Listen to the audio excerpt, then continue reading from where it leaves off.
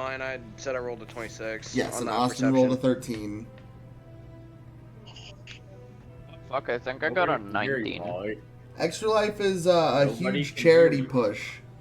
Extra Life is a huge charity push we do over a 3-month period leading into mid-November, where we raise money for the Children's Miracle Network. Money that helps fight rare diseases and equip hospitals to help kids all over the world. Aren't we meant to see a game? Right now it's D&D. I rolled a 27. Sorry, something was going on with my microphone. Damn, what's your perception? +8. Fucking Rangers, man. Yeah. I'm surprised that Ameillia is more perceptive than Emrick.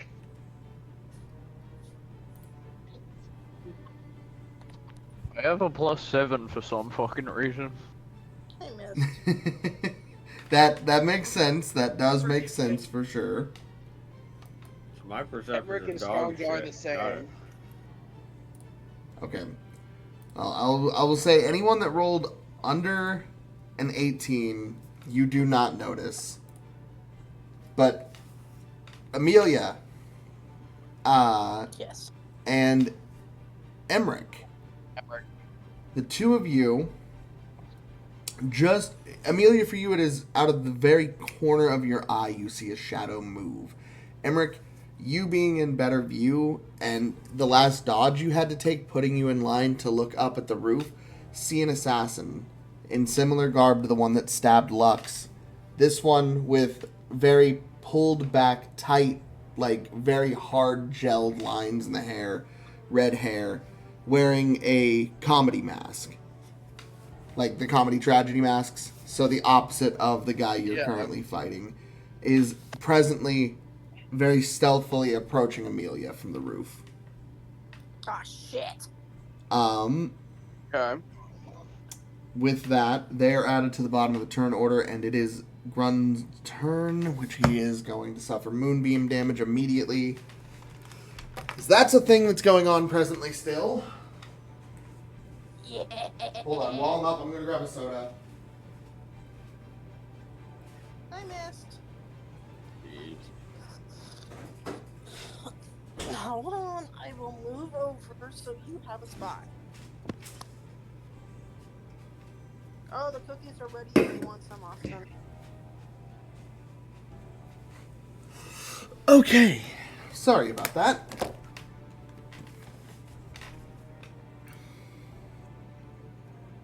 Yeah, Reese, sorry about the colored lines. I had to switch views. This is Dungeons and Dragons, my friend. We're playing all theater of the imagination, as it were. Okay.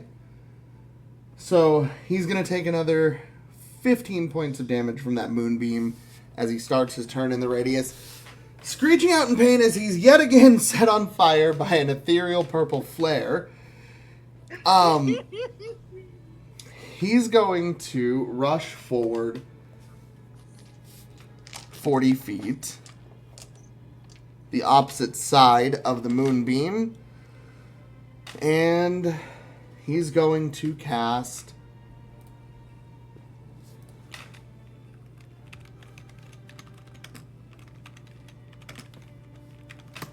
I have something in mind. I just need to actually pull up the wording on it.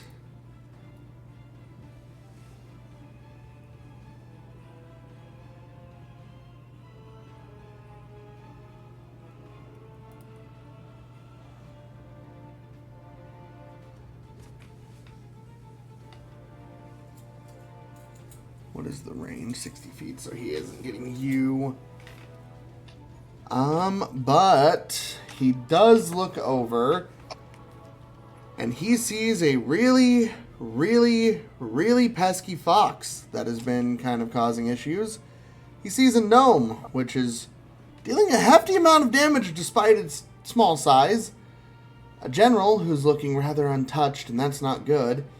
And a monk who's pretty down for the count at the moment. He's going to turn. and he will turn towards Coda. And I rolled a dice for this, so shut the fuck up. And with a You're so mean. 17, he does break armor class for this. Oh, no, my bad. Constitution saving throw. Not a spell attack. I forgot that's not... Okay. So Coda will actually succeed his con save. Oh, thank God. And still suffers 5d12 damage. Hmm. Oh. Coda. Oh no. He's untouched right now, so... You watch as the clown with the sad mask reaches his hand out, and out of his sleeve, several ethereal black bands come out and begin to tie down Coda, surging necrotic energy through the lines of contact. Okay, so 17...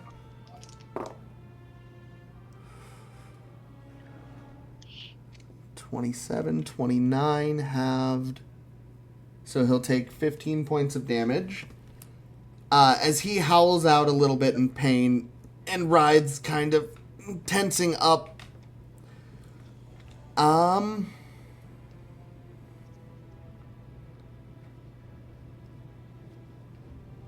Yep, okay. He succeeded and it didn't kill him, so nothing happens. He just takes a shitload of damage. My little buddy's taking damage.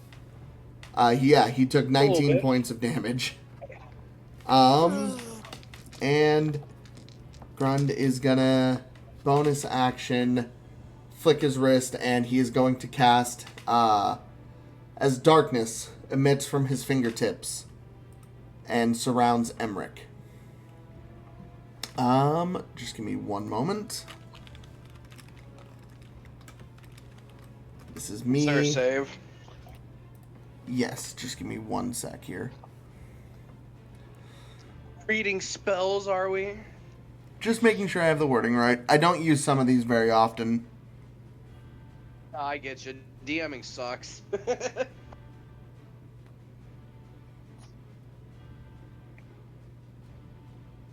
No save. A cloud surrounds you.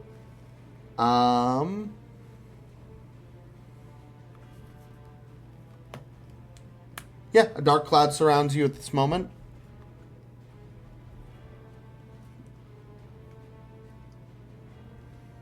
Can I see?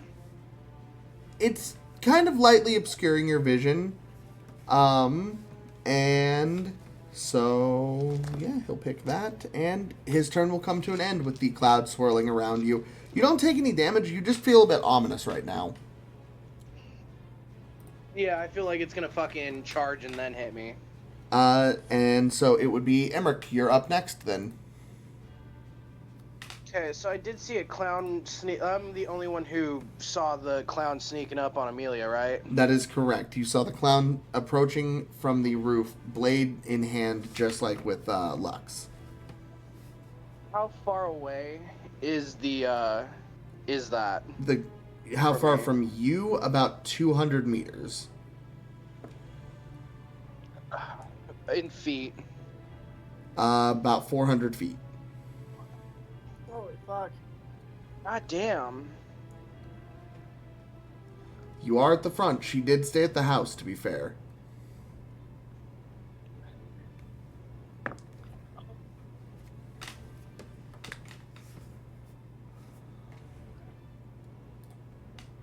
I guess Emrick will just shout out, Ameillia, behind you! You were someone else there for the first few words of that. I know, it was, it went from Helios to fucking Emrick for some reason. I noticed.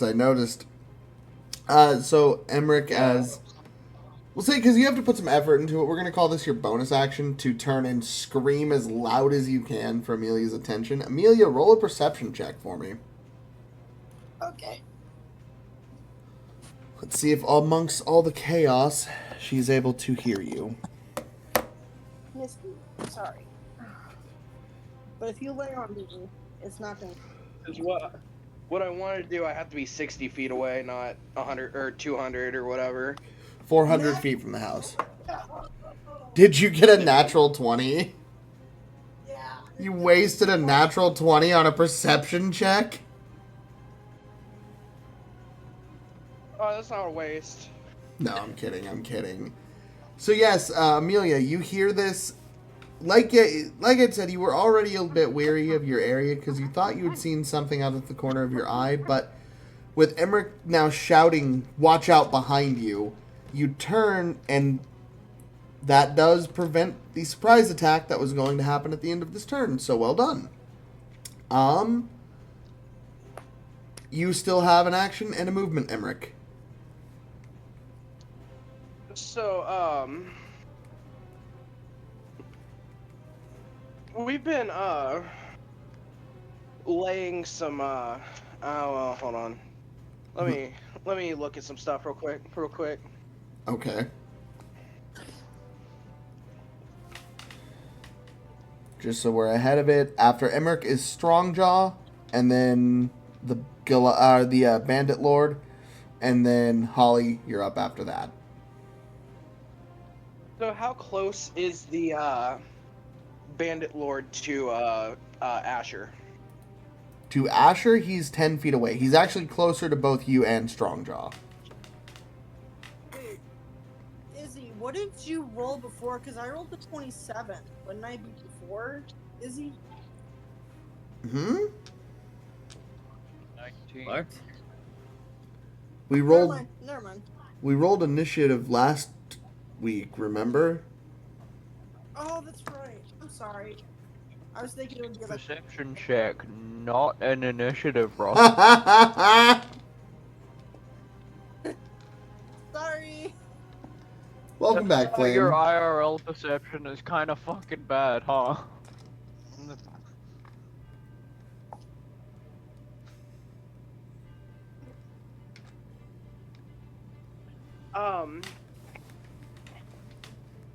Hope you're doing okay, buddy. I'm gonna need DM like thought on this one. Yo. I'm going to hold my action, I believe. And if this cloud does damage to me, I want to hold my action to perform kinetic jaunt. I would suggest using an Arcana check to figure out what it was first. Okay, I can do that. Because that's a free action. Yes, it is. Take advantage of your free actions. They're amazing.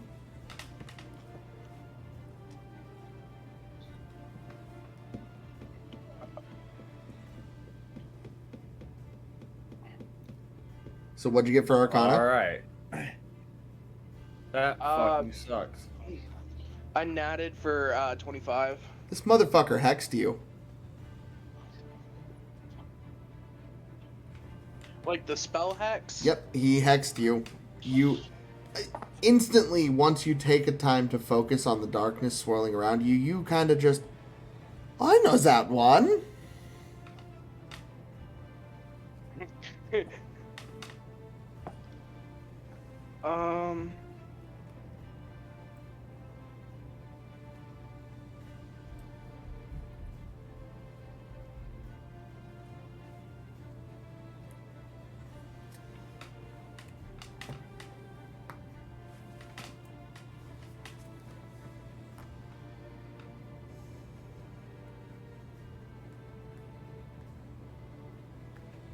So, can I tell what, with that 20, can I tell what, check I have disadvantage on?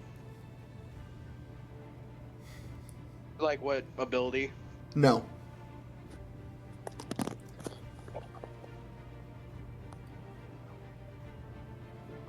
And why didn't I take the 1d6 necrotic?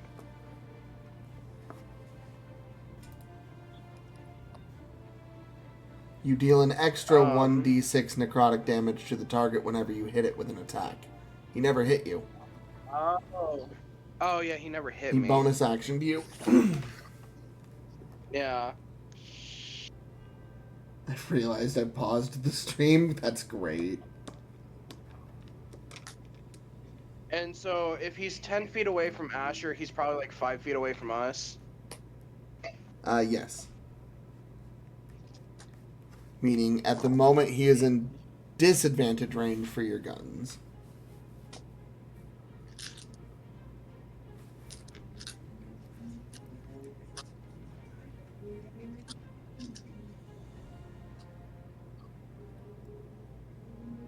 Um.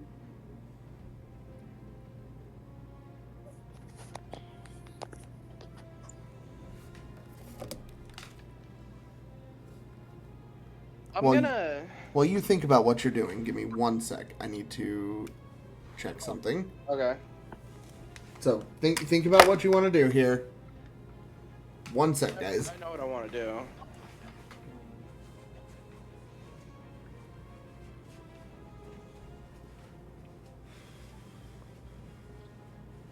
How you feeling, Asher? Hey. Not great. Okay. Oh shit, that sucks. Like, one more good hit from our friend here might knock me on my ass. No. And that's if I fail a roll. Sorry.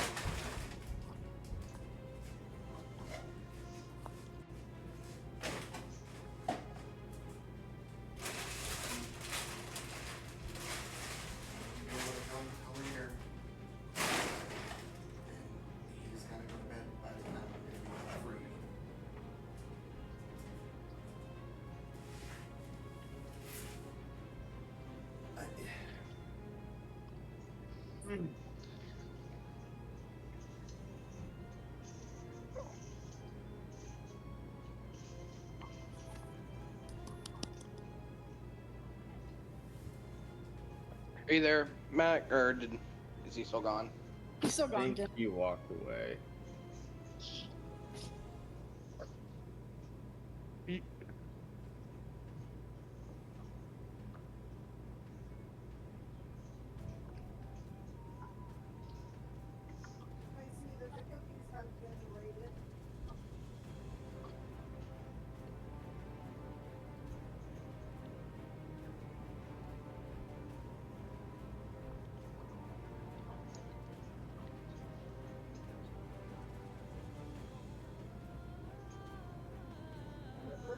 Jesus, is the player having that much of a problem right now?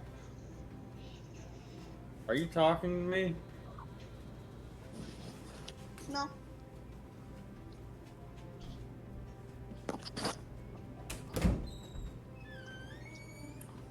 Oh boy.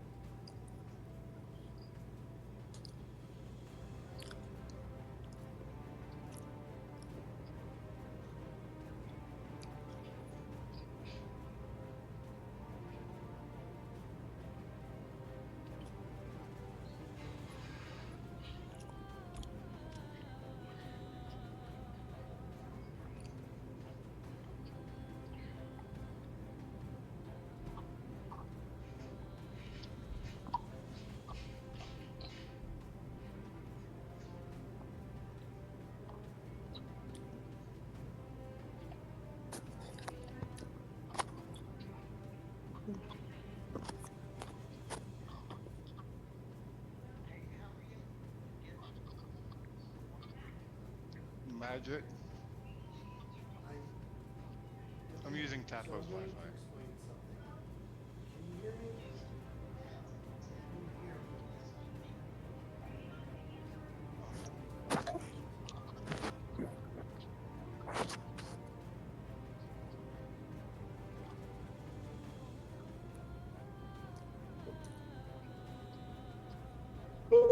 Okay.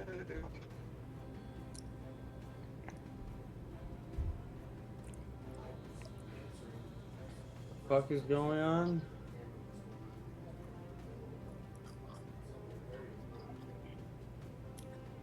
I'm waiting on the DM.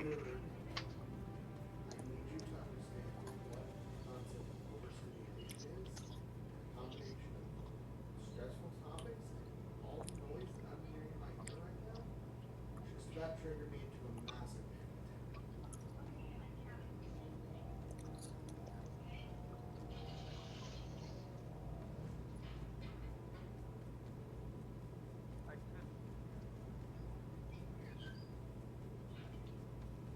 The bib.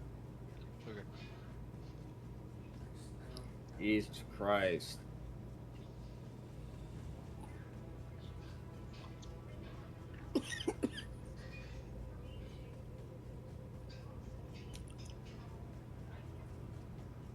What? What? What? What?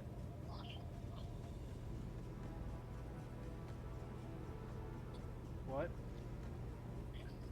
Why is my shit inverted?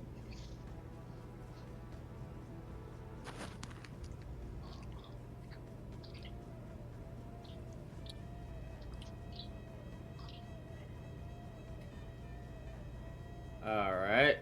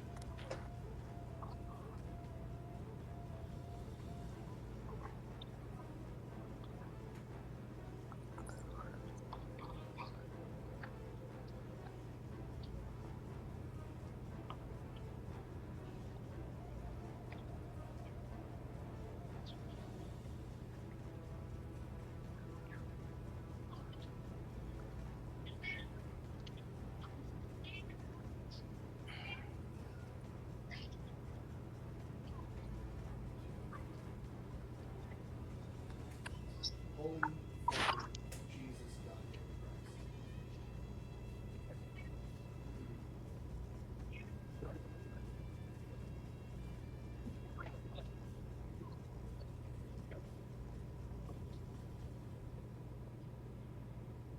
Christ. Alright. Player lag for the win.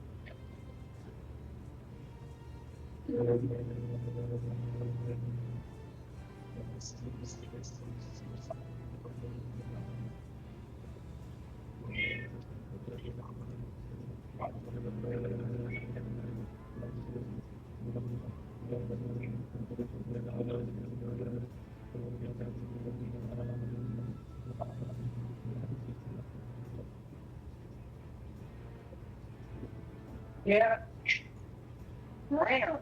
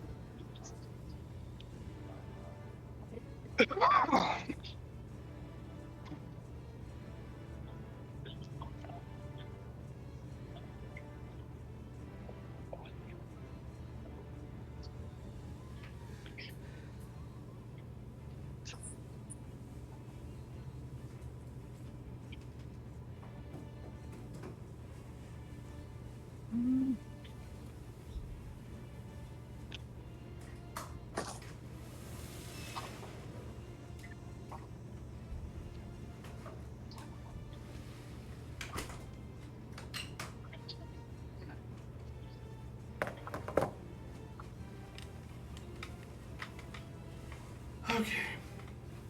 Sorry about that. You're good.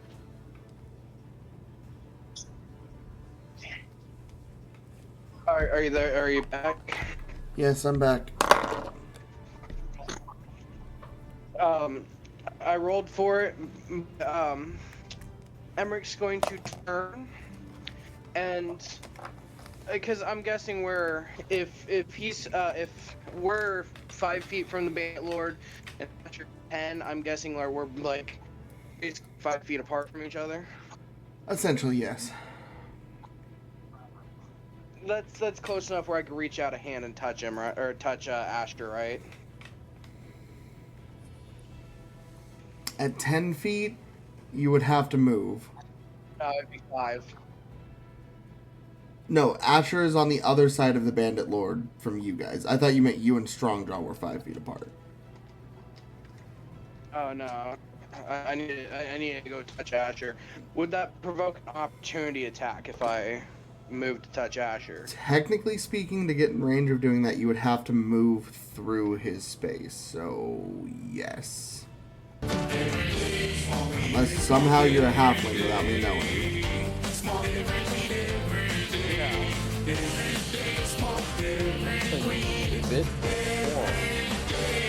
Bite it back.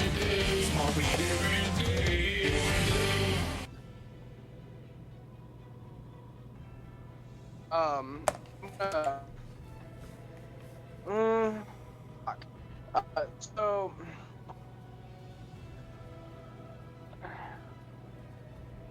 Asher, you better fucking love me because I'm taking the opportunity to do this. Are you? Can I point hold on, one give me a thing second. out? I got a call and it changed my thing. Okay, I'll let you do your thing.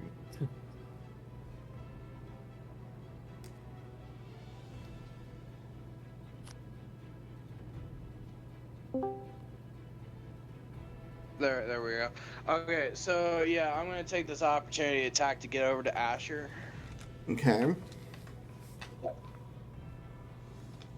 So, would it be before or after my action? What, that you ran over or that you're getting hit here? Me getting hit here. Before it. Well then, roll that attack on me. Oh no.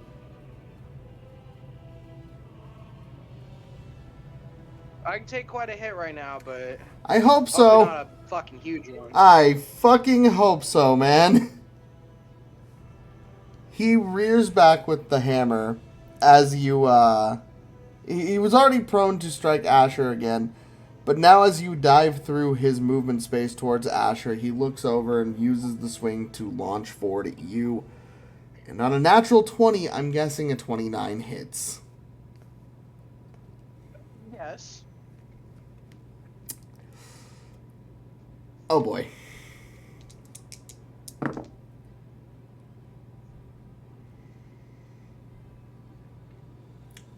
Double that. Okay. So you take 32 points of impact damage. Jesus H. Christ. Plus D6. And, no. That is only if... I thought it was only if the person who cast Hex. When you hit it. Oh, was it not him who cast? No. He used his, because remember, this is the Bandit Lord getting an attack of opportunity on you. Yeah. He is not going to use a hammer charge here. So yeah, 32 points of damage for Emrick. That's fine. And yep, so he catches you as you kind of move through. You barely manage to touch Asher's fingertips as you straight to the gut, a full impact of the hammerhead. What are you passing on to Asher here? So basically what happens is Emrick goes over and lays a hand on Asher, and as he gets hit, he looks at Asher and goes, "You can do this, I believe in you." And cure wounds at 2nd level. Actually, I'm gonna do cure wounds at 3rd level. Okay, so you'll expend the appropriate amount of spell points here. Which I believe you're down to your 30s on spell points. I sent you a chart. Wounds is spell slots thought, though. We're using spell points in this system, remember? Wait a minute. Fuck. So you can Also- upcast still. You just subtract the... From what I remember last time, I sent you the spell point chart, by the way. It's in our Discord. Yeah. So, at 12th level, you have 47. You had already used 17, I believe, the last week. So this is going to be another...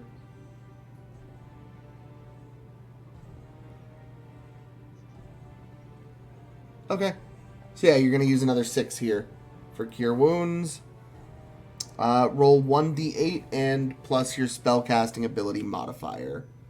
So 2d8 in this case because you... I did it at 3rd level. Oh, 3rd level, 3d8. It would be 3d8. Yep, 3d8 plus your spellcasting modifier.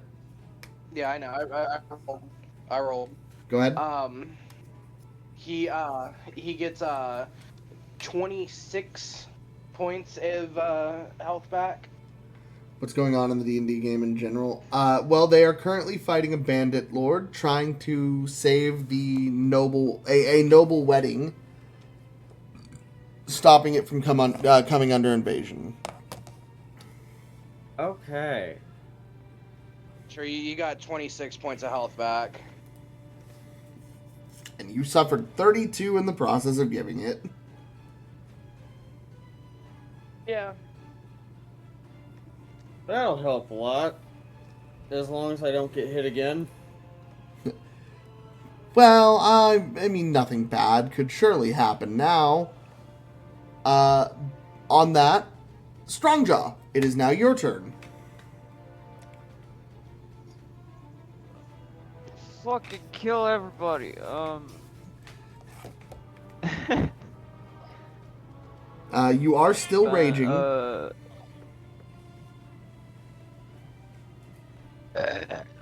It's a new session. Can I drop my rage and rage again? Fucking absolutely. So, you drop your rage as a bonus action, re-invoke your rage. Go ahead and roll a 20 and tell me what the outcome is while I pull up the magic table.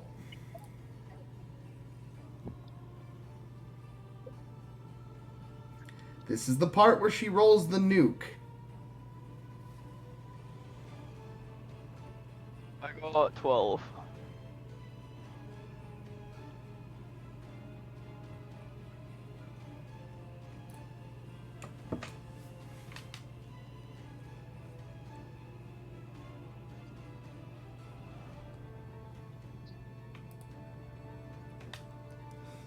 Okay, and go ahead and roll me that D100, please.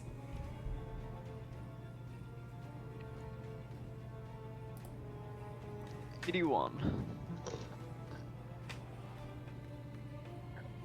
Oh boy.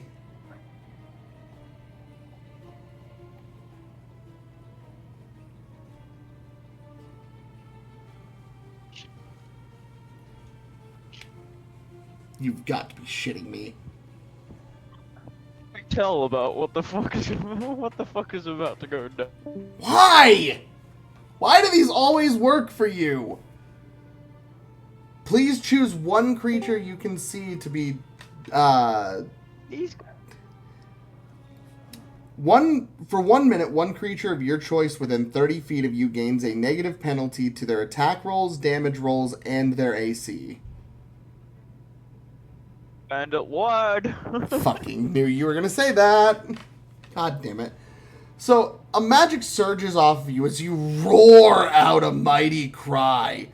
And you watch as this same energy kind of washes over him a bit, and he shakes it off. But he's definitely a bit surprised at what just happened. Go ahead. Do your thing, barbarian. Emmy's embarrassed because... Why is Emmy embarrassed?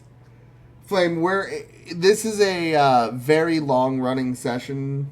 To TDLR it, basically, we're a freedom-fighting organization out recruiting members right now. 2 nobles have agreed to help us with our endeavors to liberate a kingdom if we help protect the wedding that is going on at the moment from a bandit lord that essentially wants the bride as his own.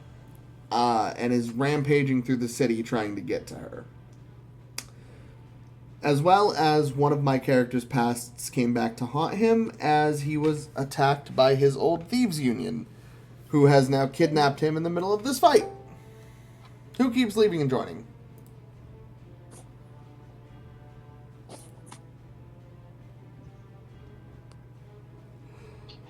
Okay, what is your plan here? You've raged. Now you've got your attacks here. 2 attacks if you don't do anything else. Derby. Okay.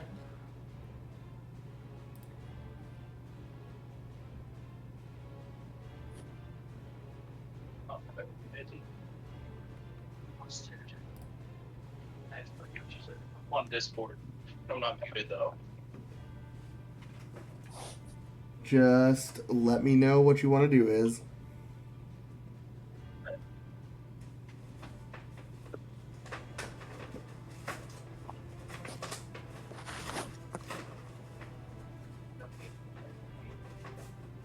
Who keeps leaving and joining? Oh, it's Iz. Is he having connectivity issues?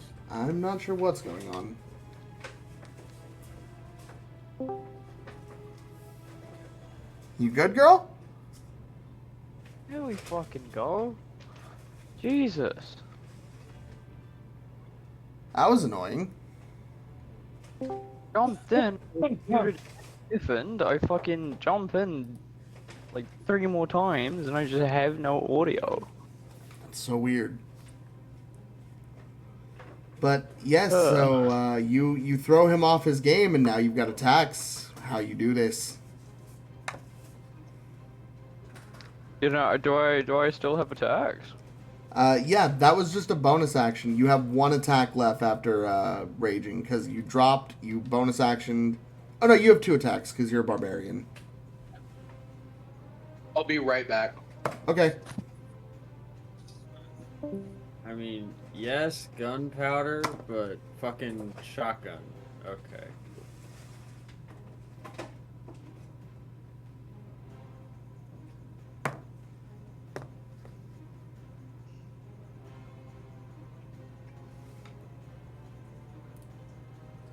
So you want to go ahead and unload on this guy using your axe? I'm guessing. Yeah. I'll use the axe. Okay. You can make an attack roll for me, and right now it is D20 plus strength plus, I think your axe is +1. The Xbox player, like, ultra sucks today. Is yours acting fucked too? I'm having, like, brutal control lag. Okay, right now. good. It's not just me then. It's just broken right now then. I got a 22. Okay. With his -1 to AC, that hits. It would have hit you regardless, but it hits. Go ahead and roll damage, which is presently 2d8 for me.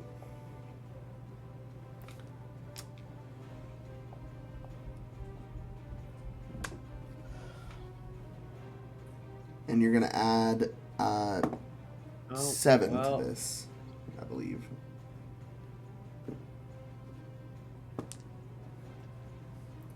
$2d8 plus 7.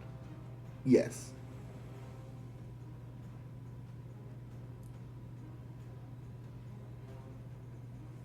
Uh, 19. Okay.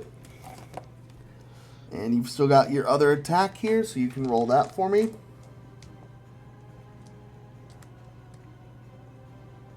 That's just another 2d8. No, so we're going to roll for hit. So roll d20, add strength, and then add 1.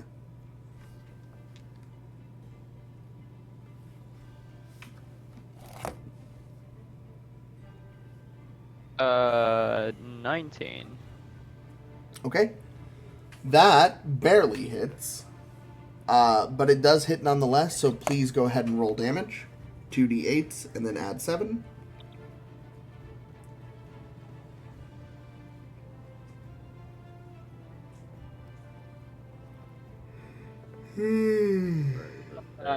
I just got 8 on both, so it's 23. Alright, I'm back. I'm listening. I'm gonna mute myself though. You're good, you're good. Yeah, he is looking rough right now. He's got deep gashes all over him from what you've been doing here. He's bleeding profusely. He's staggering a bit, trying to keep his footing. He's definitely not in good shape. And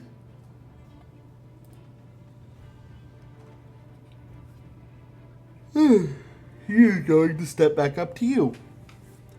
And he is going to unleash 3 consecutive strikes on you, one being a bonus action strike. He looks over, an eye for an eye. That's going to fail. That's also going to fail. That one probably will succeed. So he rolled a 2, a 3, and a 16, just a heads up. So with the pluses, those first 2 don't break your armor class, but with a 23, he does break your armor class on that third one. So you very, very cockily just sidestep 2 very quick hammer strikes. He catches you off guard as he rears back and kicks you directly in the stomach.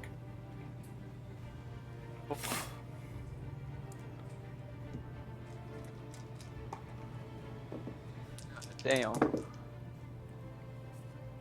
You're absolutely shitting me. Okay. Never mind. It doesn't hurt that bad, actually. You flex and maybe you've just beaten the hell out of him. Maybe he's lost his footing. He only dealt 2 damage. Meaning he only dealt 1 damage with the kick because you're raging.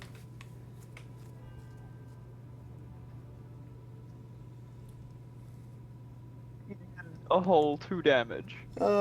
Technically, it's 6 damage total because of bonus damage, but 2 damage without his bonus to strike. I So wish you would have done that to me. You take 3 points of damage. That was not me. That was the dice. Let me point out, this man rolled a 2 and a 3 and a 16 to attack here. Like, Thank the dice. yeah, that could have gotten really rough for strongjaw. Okay, for I his hairy could chest. be fucking hurting right now. He used all of his attacks there, so he isn't going to be able to do anything. So Holly, it is now your turn.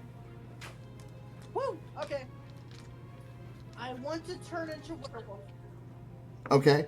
Aren't you already a werewolf? No, she is No, not. I- So you become wolf. You are up on the looking platform, and because of Emrick, you turned and saw an assassin now 10 feet away from you, dagger drawn in hand. You guys are just kind of staring at each other, very intense right now. You picked a bad time to try to attack me. You should have fled. Alright.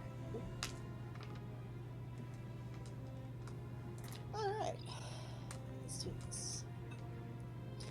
I will like to claw at his throat. Repeat, you broke up a little bit. I would like to claw at his throat. Okay. Do you have your stat block pulled up?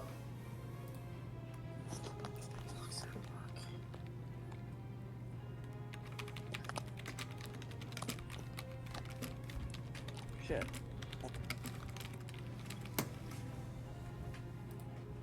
What was that? What was what? All I heard was very, very quietly. Probably Sam. I don't know. Okay.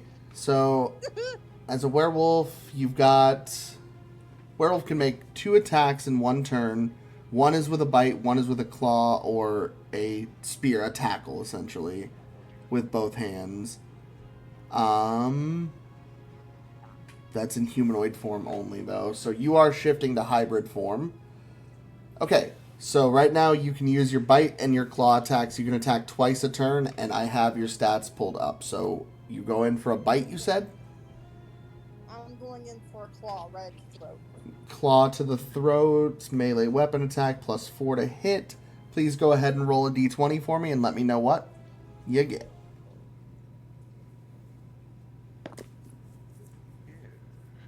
Rolled the 17. Okay. And am I adding anything onto that? No, it's +4 to hit. So, Plus, with that, you do hit successfully. You claw forward, missing the throat, but you gash the chest open. She winces back in pain, stepping back. Ah! As blood begins to pour out, please roll 2d4 and add 2 to the total. I'm sorry, say it again. 2d4 and add 2 to the total. 2d4s. Fuck. Oh my god! D4s. Fuck.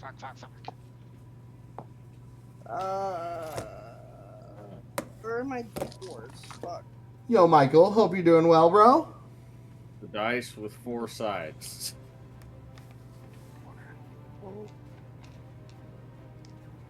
Oh, so like the little triangle thing? Yes, the little triangle. Okay. How do I read these? Do I just... The one at the top that's facing you when it lands. Not much, dude. How you been? It's good to see ya. 3... Who's that? Not just someone in chat. Because Sphinx finally popped back into the Discord. That's good. Did he? Yeah. You said 4 of them, right? I said 2 of them. 2d4 plus 2. The 3 is an escape, and that'd be a +2, so that would be 7. Okay. 7 points of damage. As you slash, you get 1 more move here. Watching streams, I gotcha. I'm glad you're doing well, my friend. Hope your stream watching has been good. Got an ad, I'll be back. No problem, Michael. Let us know when you're back. Good to see you, bro. Can I attack it again? Yes, you have 1 more attack, and you can attack her again. I'm gonna go ahead and bite at her face. Okay, so roll a d20 plus 4 to it, and let me know what it is. I rolled an 18 and a plus 4, so I was at 22. Interesting. Okay, so go ahead and roll 1d8 plus 2 damage for me. 1d8. Yep. The right dice. Okay, that is the right dice. Okay.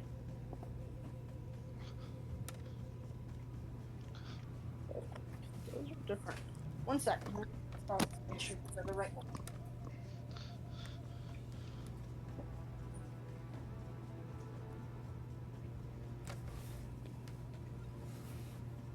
Which one are the d8s? Or are they both? This is a D8. That's a d8. Yeah. Oh. Yep. Wait, what the fuck? Yeah, they're both D8. They're both d8s? Okay.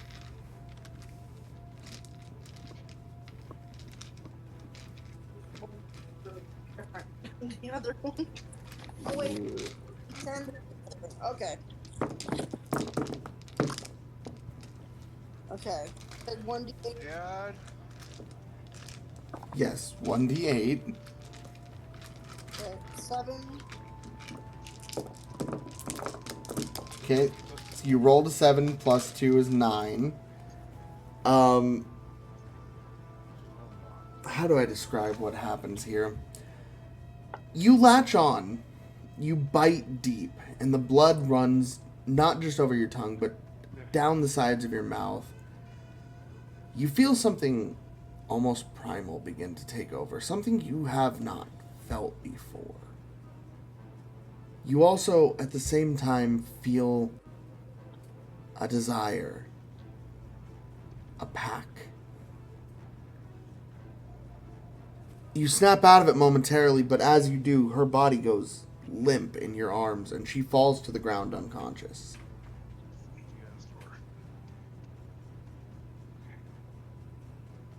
So, is she dead? You don't know. Okay. You can use a bonus action to check if you would like, or you can continue doing what you're doing. I want to check.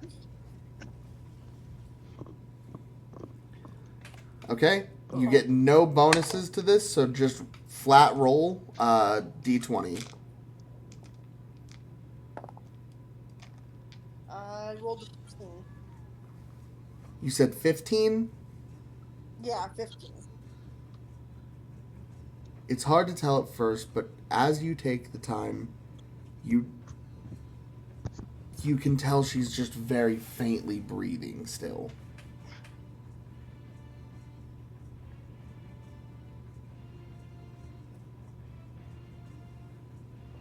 Oh, by the way, I had the RC car here 5 minutes and I already broke it. Jesus, man. The brand new one I got for my birthday. Awesome. It's not undrivable. It's just that I didn't see a big rock and I may have heavily cracked the front bumper. Jesus, man. Uh, But yes, Holly. Hey, I was gonna buy an aluminum one anyway. But yes, Holly, she is very faintly breathing. So she's almost dead. I mean, what do you want to do? Because you have movement left this turn right now. Are you staying where you are? I'm gonna stay where I'm at, where I am. I'm gonna stay where I are. I'm gonna stay where I am because I have an idea of what my next move's gonna be. Where I are. We know what you said. I know. Austin, that comes up to your turn, my friend. Jesus. Who'd have thought control lag would fuck me up so much?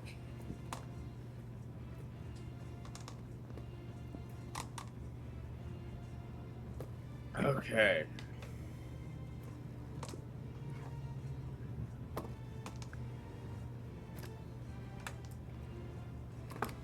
Ugh.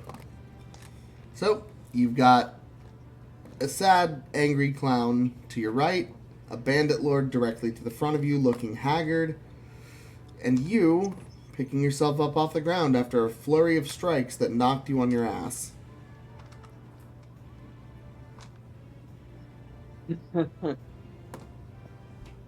Alright. Emmy already finished reading Holly's story. Damn. Yeah. There's a chipmunk. God. She's locking it.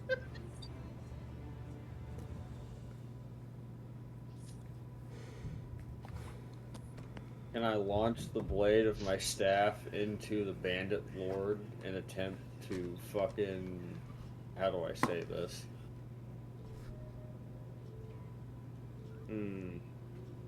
What's the scene from Avengers? Puny God? The bandit lord? Yeah. You want to impale him and try to throw him, is what you're saying. Yeah. Okay. So go ahead. Roll weapon strike. So D20 plus dexterity plus 1 for the weapon.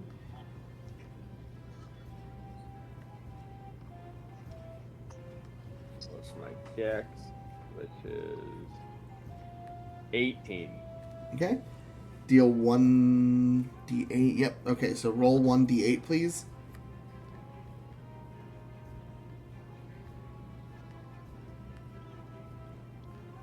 That damn reduction just saved you, by the way. He has an armor class of 19. But because of Izzy's fucking wild magic surge, it's 18 right now. Wow. Really bring it. Well, that's 8. Okay? So, it sticks in directly underneath one of his ribs. Ah! He reels out in pain, gripping the blade. And, yeah, you're gonna try to shoulder throw him now? Yep. Okay, so D20 plus strength, please. I know we're 1, 2, 3,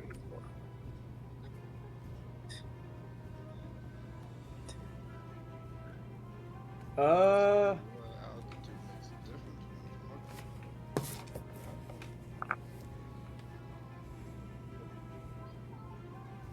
how's a 12 sound?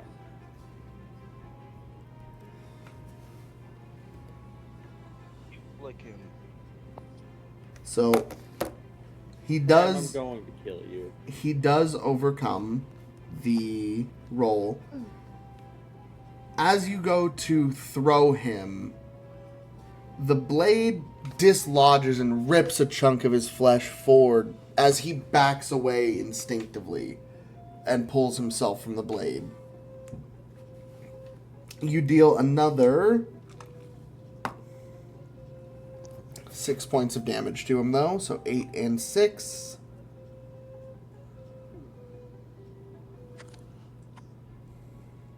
Oh, God He is damn it. not looking good at the moment. You've got bonus and you've got movement left this turn.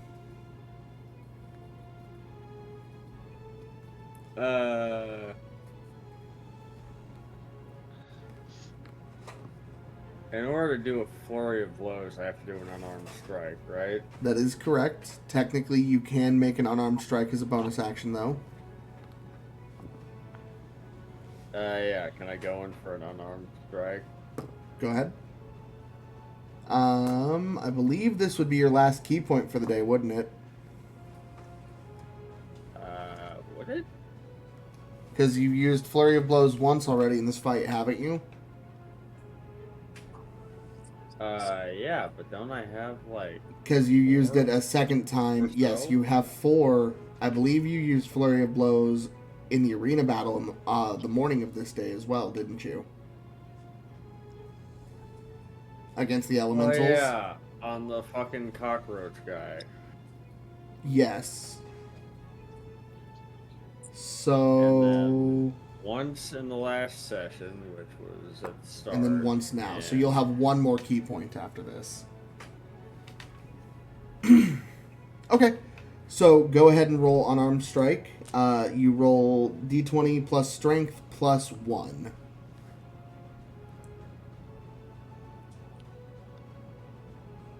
That would be a... Hang on. That'd be a 21. Yep, that hits for sure. Wait a minute. Expending key point, go ahead and roll that same roll 2 more times to see if both strikes from Flurry of Blows also manage to hit. What is your wait a minute? Okay, so I got both the last rolls wrong because I thought my strength was a +5. It's a +9. Oh, well, yeah, no, then you definitely hit. So roll 2 more d20s, add your strength bonus +1 for the unarmed strikes. Okay.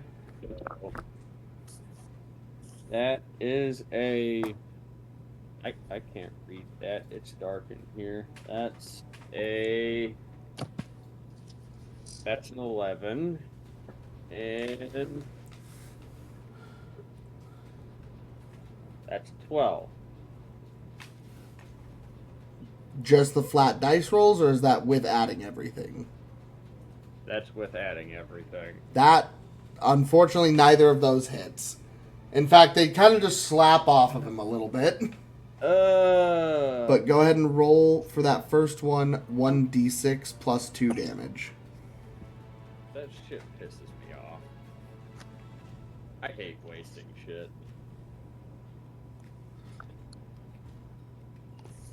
Five. Okay.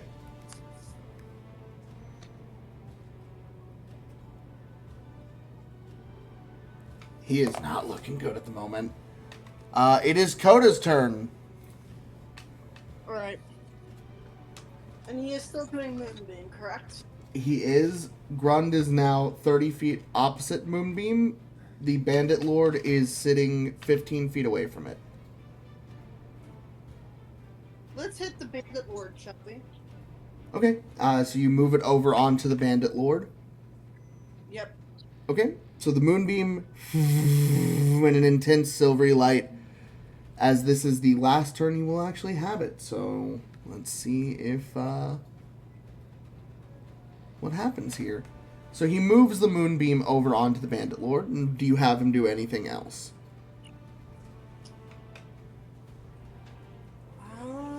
Well, with him hitting the Bandit Lord, I can't exactly hit him out. Did I? What do you mean? Like, hit the Moonbeam onto the Bandit Lord and then move toward the clown. Yeah, you can have him do that. Okay, I'll do that. I want him to bite the clown after the Moonbeam.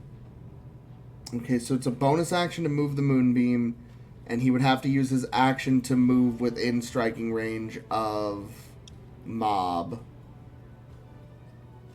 So he gets 10 feet away from Mob Grund and cannot do anything else this turn. Nothing else is in range of attack right now. Okay.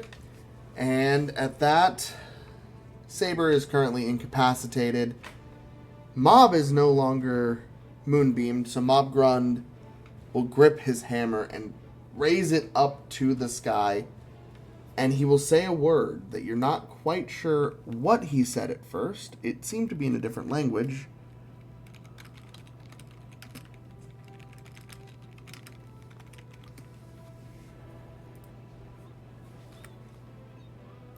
And I don't think anyone speaks this in particular, but...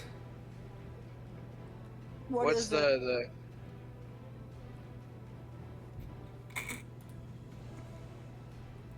Does anyone speak... Does anyone speak demonic? No. Let me look.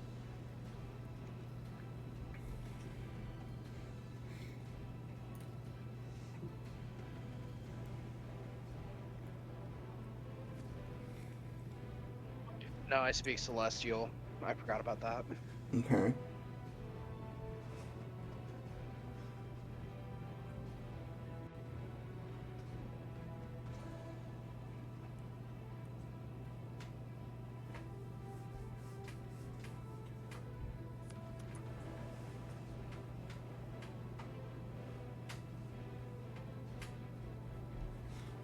He invokes the word from his hammer, and he looks up at Ameillia. Ameillia, you feel a pulse overtake you for just a moment as the two of you make eye contact, and you feel your flesh, your muscles begin to tighten. And I need you to make a Constitution saving throw, please.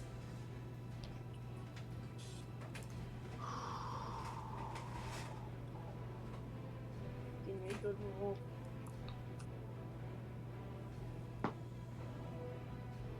17. Hold on, let me look at my Constitution saving. I like to exit out right afterwards. Holly, I'm going to need you to re-roll that for me. Reroll it? Yes. Okay. As you, out of the corner of your eye, see the assassin that you had left on the ground very quickly wave her hand. You feel kind of a cloud wash over your head for a second as you are affected with silvery barbs. I hit a 13. And... Come on. I hate when this exit out. I hate it when it does that.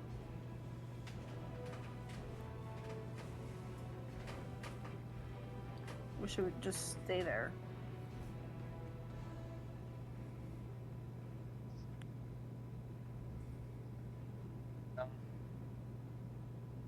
What'd you get? Constitution. Constitution is a +2. That is not enough with a 15. As you feel the tips of your fingers and washing over your arm grow cold, you don't feel well as suddenly your entire body becomes sore.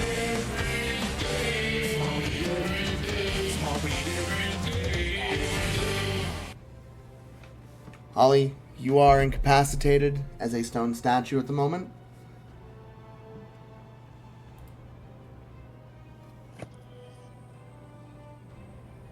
Damn it! Lemon, welcome, welcome, welcome. Not Sorry, very bad many timing. Of us You're are good, doing you're good. well right now, so Oh, don't right feel now. bad. Oh no, I was gonna do a badass thing in my next round.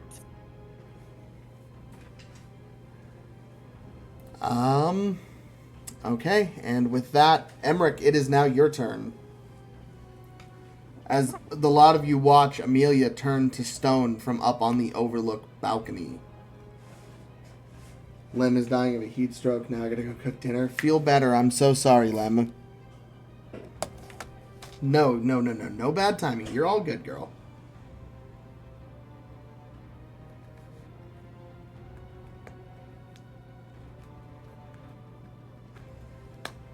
Emrick, are you there? God, for once a video game character is saying how I feel. Sorry, I was smoking with my roommate. What's going on? Ameillia just got petrified.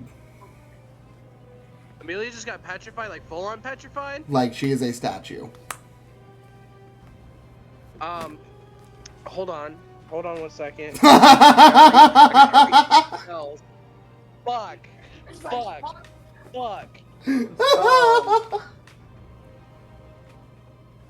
No, I've had this happen to a character. Whatever we do, we need fucking, we need to make sure, that statue does not break.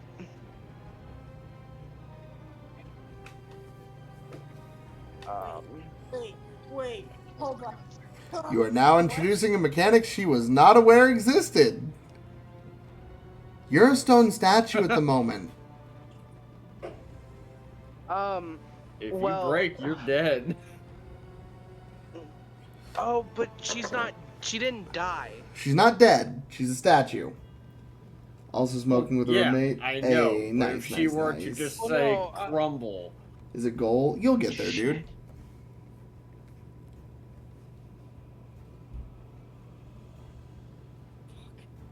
I can't help you at the moment. On you, buddy. Oh my god. Cast shatter. No, I'm fucking joking. Just kill her. I had to just do it for him.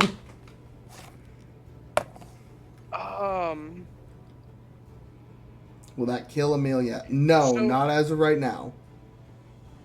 What's around Ameillia right now? What is around Ameillia is a heavily injured and incapacitated assassin. And that is it. She's on her own, otherwise up on the balcony.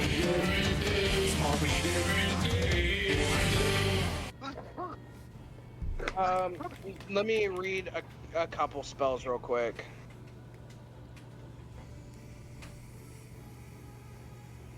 Like, it's my turn, right? It is your turn, yes. Okay. Emrick is panicking, attempting to figure out how to stop that from happening.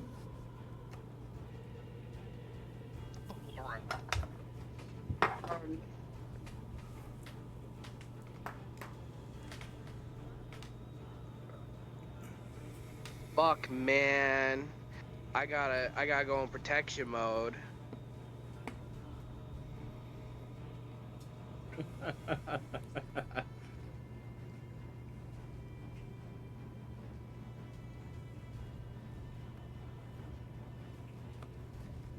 Yeah, this didn't go to plan. Emmy, you Seemingly at okay? all. How far away is Ameillia from me? Right now, she's still up on the balcony and you haven't moved. So she's still the 200 feet away. 200 feet? Yes.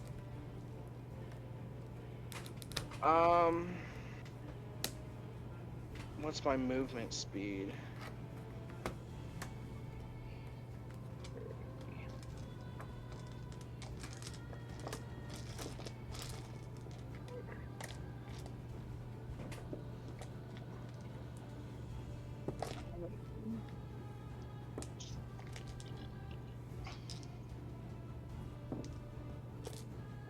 So,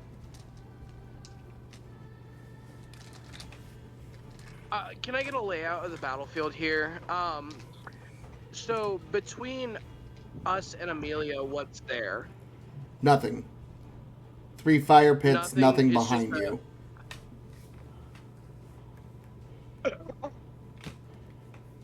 What I'm happened? just gonna call out to Go ahead.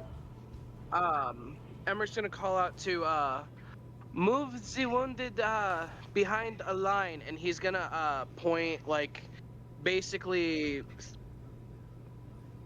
30 feet behind the like the battle where the bandit lord's going on. Yes. And so he's actually going to back up. I'm gonna use expeditious retreat to go back to Ameillia, which I'll be moving 60 feet. Yes. Does Expeditious Retreat ignore attack of opportunity? Yep. Okay. So you can go ahead and move backwards. Is that going to be your turn then? Screw the rules, I have money. Hey, Krillin. Thank you so much for the gifted sub, bud. Appreciate you so much, bro. Hope you're doing well. It is so And good to see he'll ya. basically he'll be showing a line basically. I'm gonna do like he's making like in his gestures he'd be making it clear that like he's gonna kind of split the battlefield. So sorry I can't stay. All the love, man. All the love, Krillin. Brother, we know. You're good. Thank you so much for the support. That's 33 on the counter already for wheel spins for yours truly. Holy crap. Out with the wifey at the moment. You and the wifey be safe. You have an awesome week. We love you, dude. We love you both. Emrick, Yersh. What were you saying, Emrick? So with the like when he moves back, he's basically he'll be gesturing and stuff like he's gonna make it clear that he's gonna try to like split the battlefield, like move the wounded behind this line. Because I know we have all our like soldiers and shit, and I know they've been fighting the They're present. They like actually rushed out of the gate. That was what I kind of brought up last. What's up, boys? What's going on, boys? Did we shout out Krillin? Okay, we What's shouted going out on? Krillin. Where's my mouse, bro? Um, Where's the mousy poo, bro? The last episode, or mouse, not bro? episode, the What's last going on, session, boys? they had rushed out the What's gate going on, behind the brother? Bandit Lord around Hold you on, guys. okay. Y'all No. like it? God, great shout out. Okay, can you hear me? yeah. Okay, what was the question exactly here? It was just the like where, so our like The main part of your our troops, troops are are presently out of the half of them are in the back guarding the maze that leads into the wedding area, and the other half are holding the other 4 groups of bandit invaders back. Okay. Well, the ones who are fighting right now, because I'm guessing there are wounded and stuff, I'll tell them to like move back towards the like towards the maze then. Okay, so they will begin to push back. Had to give to Because I'm the sub. He guessing did. the He's a maze legend. is where Ameilia's at. No, Ameillia is up at the house, up on the balcony. That the maze is back behind the house, so you have to go through the house to get to the maze.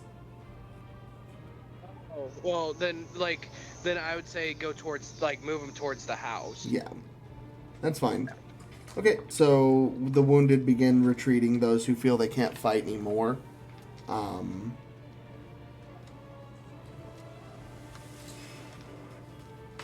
And hey. And that'll be the end of my turn because I used expeditious retreat. That would be the end of your turn. I dashed. So, just give me one moment, guys. Sorry.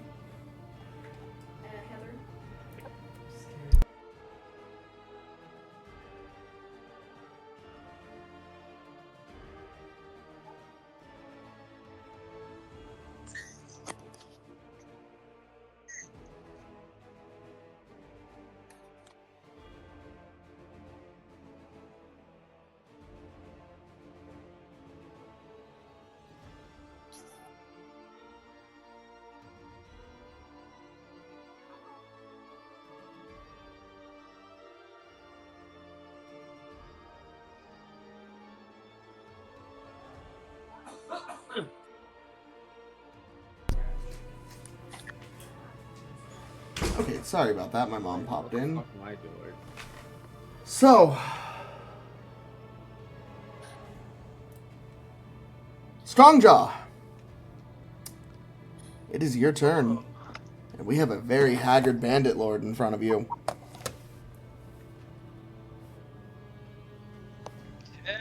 I potentially. I don't know if I need to do this, but could I try to do one of the fucking moves where I turn the ground under him to like mud to stop him from fucking moving? If you want to use a bonus action and to do that, you absolutely can. Yeah, can I try that? Yeah. Just to sort of like restrain him. Okay. So do you make mud or quicksand?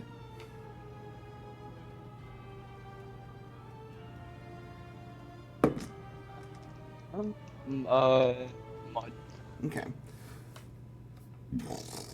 A landslide of mud erupts out from underneath his feet as the ground loses its solid footing, and he sinks deep into it and does not make his saving throw. He is knocked to one knee and prone presently in consideration, and you have 2 attacks.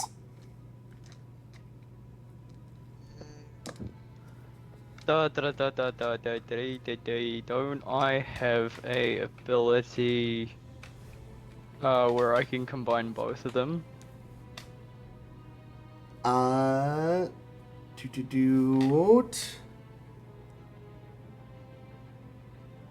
You at this level, your barbarian abilities, you have a reckless attack ability. You can give yourself advantage, but the next time you're attacked, that person has advantage on you.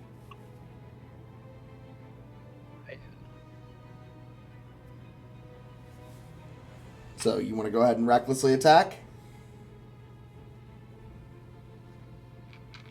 I appreciate you, Amy.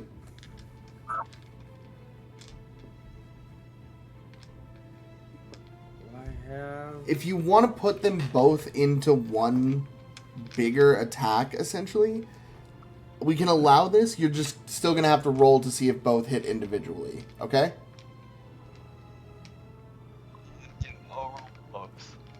Okay. So go ahead and roll. So 2d20s individually. Don't add these together. Add your strength plus 1 to each of these rolls.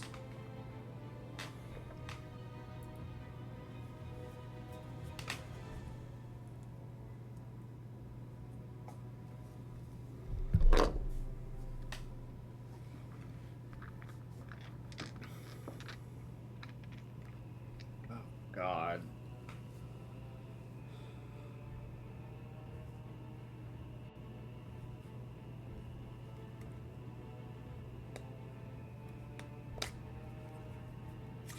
I got 22 and 20. Fucking barbarians. Go ahead and roll 8d4 damage and add 4 to the total.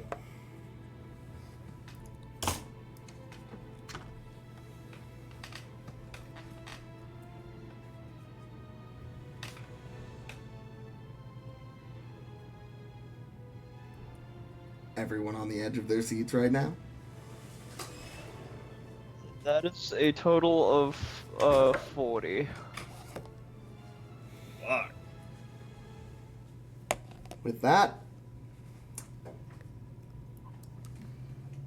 how do you want to do this?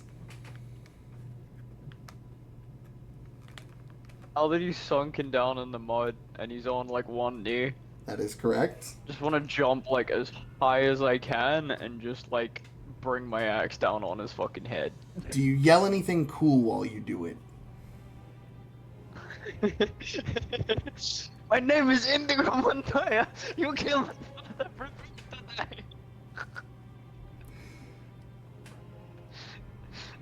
today. So in a flurry of blind screams and rages, that sounds about the equivalent of Donnie from the Wild Thornberries. Strongjaw leaps into the air after sinking this man into the mud and brings an axe swing down directly into the crown of his head, splitting the skull down to the nose in half completely. And he falls forward and dead at your feet as you land gracefully.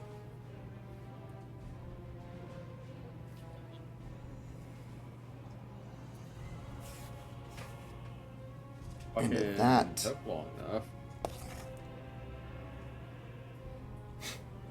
you say that.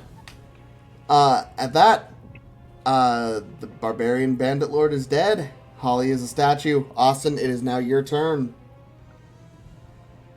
I'm a fucking idiot. Bro, why'd you throw petrification at us?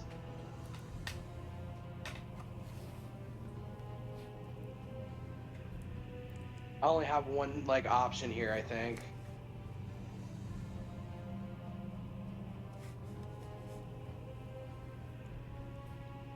Fuck.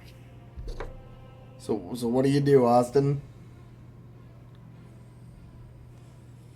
Okay, what's around us right now? Favorite Because time to eat Bandit ice cream and Lord's cry dead, my eyes right? out. God, I'm sorry, man. I hope you're okay, Nova. What did you say, Austin? What's around us? Because the Bandit Lord's dead now, right? The clown is now about 15 feet away from you.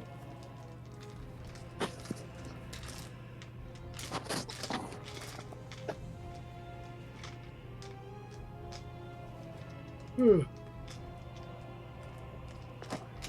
I just go up to the fucking clown and try and roll for a hit on him?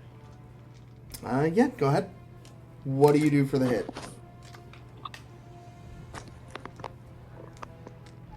I imagine I'd probably try to trip him up with the blunt end and maybe follow it up with the blade. I don't know. Okay, so go ahead and... Well, I need to know what your bonuses are. So what are you attacking with? Let's just go with the blunt end for now. Okay. So you swing forward. Go ahead and roll d20 plus dexterity plus 1, please. Fucking d20 plus what? Plus what? d20 plus dexterity plus 1.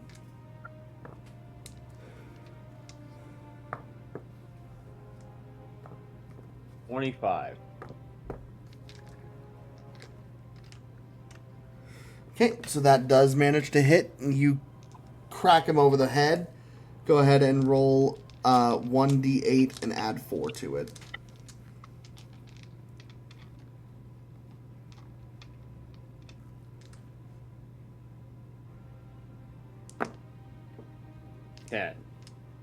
Okay. You crack him in the head and he wobbles a bit, still looking pretty fucked up. But he's still on his feet, shaky for sure.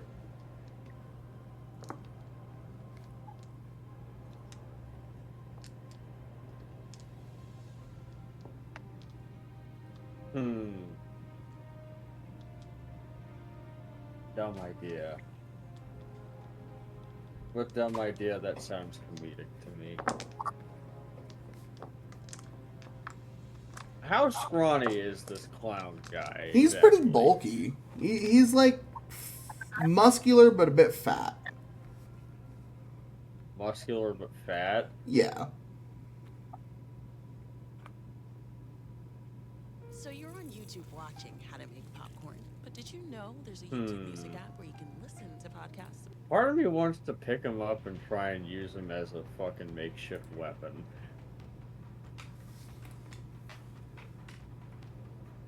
Well, what do? Because you got a bonus action left here.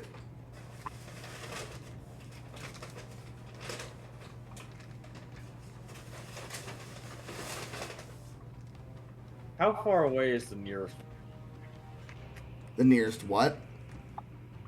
wall? About 50 feet. Well, I don't think I can throw him that far. Well, keep in mind, right now, all you have left is a bonus action.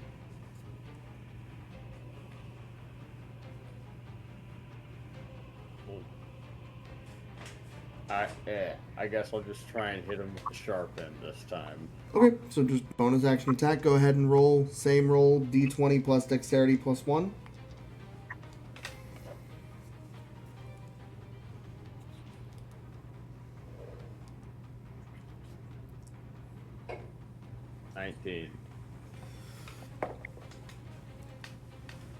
Yep, that hits. So you stick it into the shoulder. Go ahead and roll 2d6 plus 2 damage, please.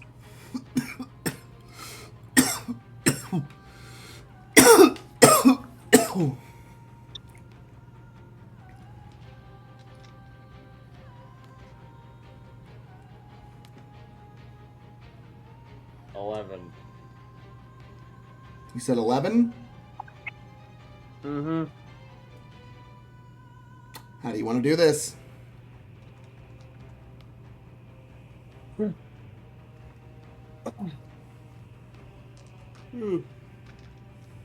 I imagine I'd knock him over the head, do a little spin move, and then jam the sharp end into his shoulder blade. Probably as hard as I could. Okay. With a flourish and a grip of your blade, you impale into the shoulder and pin down to the ground as you listen to the last gasp of consciousness leave his body with a He falls to the ground, not moving, bleeding. And with that, all the pieces are off the board. Combat is over.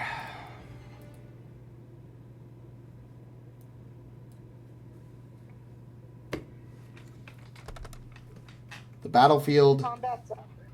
Combat is over, and just from behind, as the last clown falls, so to speak, you hear cheering from back behind.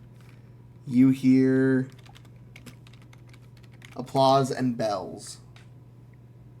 You hear happiness in the air. As you can only assume that everything finally went off without a hitch. The sun hangs about midday in the sky now, as it begins to crest over that point where you could consider it sundown. Shadows on the battlefield stretch a bit. Ameillia stands as a statue, and Coda, in pure panic and terror, rushed over, pawing at you, attempting to do something, but just sitting there at your feet, now content to just wait.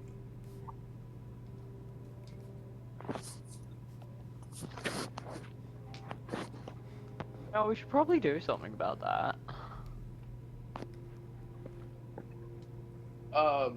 Yeah, we need to do something about that. We need to do something about the Ameillia. I wonder if Citri could, we need Citri.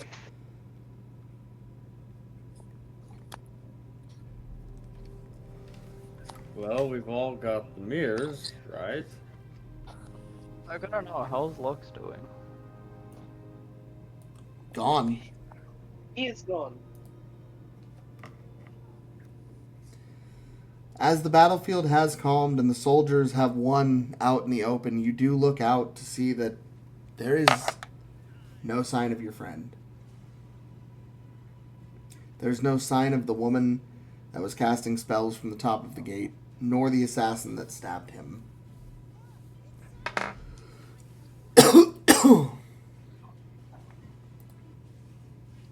I'm gonna check my gun. Okay. What do you check for? Names. All names are still presently accounted for. Didn't we just kill the bandit lord? You killed the Lord. Yeah, I thought that was one of the names. No.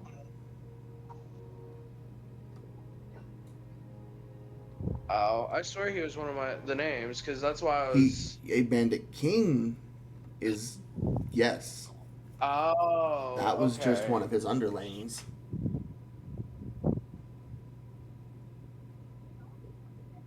Okay. Makes sense.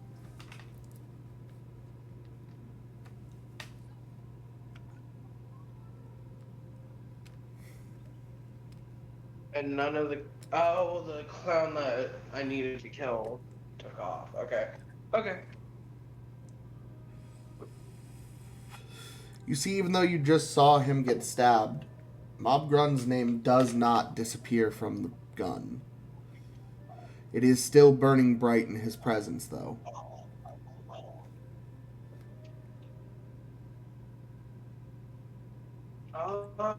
So is he laying there? He's laying there. Currently, Ascher is standing there pulling his blade out of his chest. Can I just, like, tap him while he's down, like, fucking, shoot him in the head, see what happens? Yeah. Do I roll anything? No. So, as you go to fire, the shot rings out from behind Ascher, and just as it's about to make contact, you watch as his figure in dark smoke disappears. As there's no clown left behind, but a bullet impacts solid ground instead.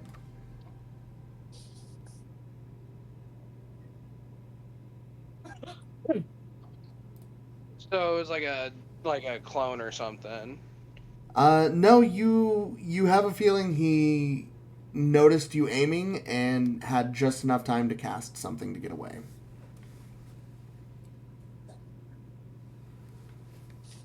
Okay.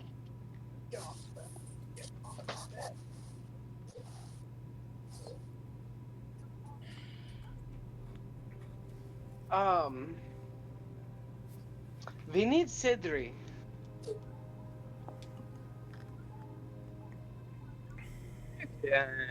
Can we call him? Yeah. Who wants to? I can call Sidri if we need. So, you pull out your magic mirror, your little hand mirror, and you speak the safe word he gave you oh so long ago that I guarantee none of you remember. But you whisper quietly. No. Wait, what was it? History check? I mean, if anyone wants to roll a history check, go ahead. No. I'll just say it. Is you mean person? So you very quietly whisper, "Fruit salad," into the mirror, and the small teal-colored hologram of Sidri appears. Hello, hello, hello. Say fruit salad. Yes, the safe word was fruit salad. Fruit salad. God, was it really? I don't remember that at all. Yes, the safe word was fruit salad. It's the child-friendly word or version of saying fuck shit.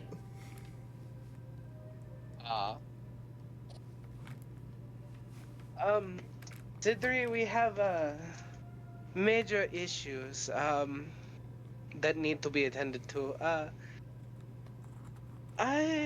We have one of our members we're having issues. We need to speak. Just hear me behind her, just, oh no, she's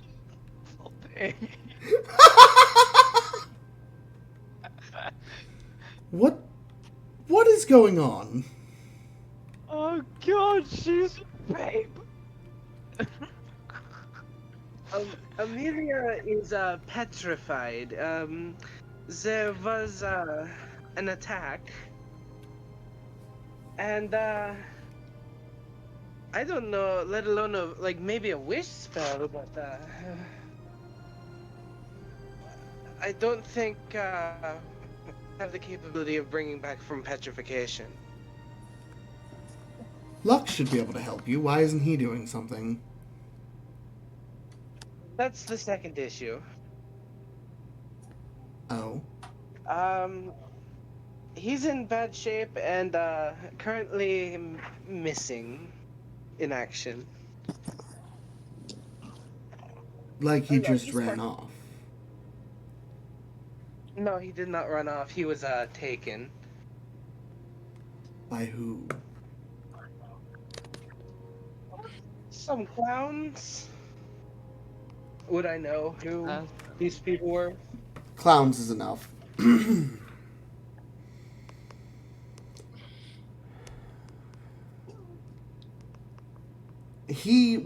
hologram of Sidri looks over to the right-hand side. Looks like I owe you that 20 gold after all. And you will hear a voice from somewhere off screen that you do not recognize reply with, might as well make it 40 for making me worry in this case. Oh my god. Move. If that's the case, I'm sending help. Is there anything else that I should be aware of? He'll look to everybody else. Any other issues? I think we won. I believe we won. Yeah. There's Saber. He's probably. There's no one up else in to the punch. tower. Yeah, Saber is being very quiet and has not shown back up as of yet. Oh, great. I'm Did he guessing get... he's out conscious. Unconscious. You're not sure what happened to him. Great. Holly, what I'm- noise are you making? I'm sending someone very quickly. 11 sorcery points is insane. Magical items rule. And did we gain a level for that? We'll talk about that later. Asking the important questions. I need to math, but Yes. potentially.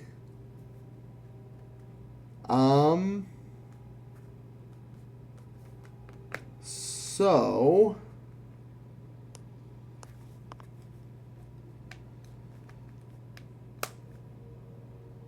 he looks over.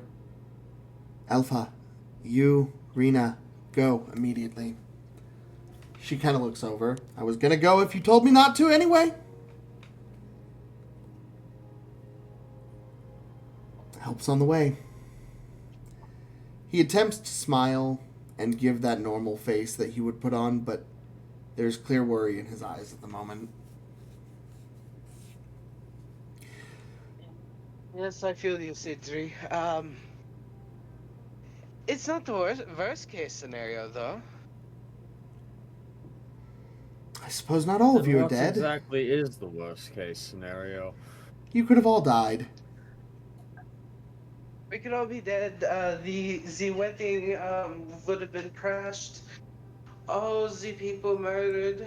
Yes. No, you 'Cause the succeeded. list goes on. At the end of the day, no matter how the outcome was gotten, you got to the outcome you promised. And I am very grateful of that, and you will be massively rewarded for your troubles. But right now, we need to take care of a lot of things. I have to go and make It some seems calls. that our next mission is a rescue mission. It may be that case. I need to go make some calls. And the hologram will explode at this. The mirror grows dim, losing its charge for the day. And as you all stand out from the house, rushing, you hear the doctor's small voice. Hello? Hello, is everyone okay? Oh, thank God! He rushes up to you, panting out of breath.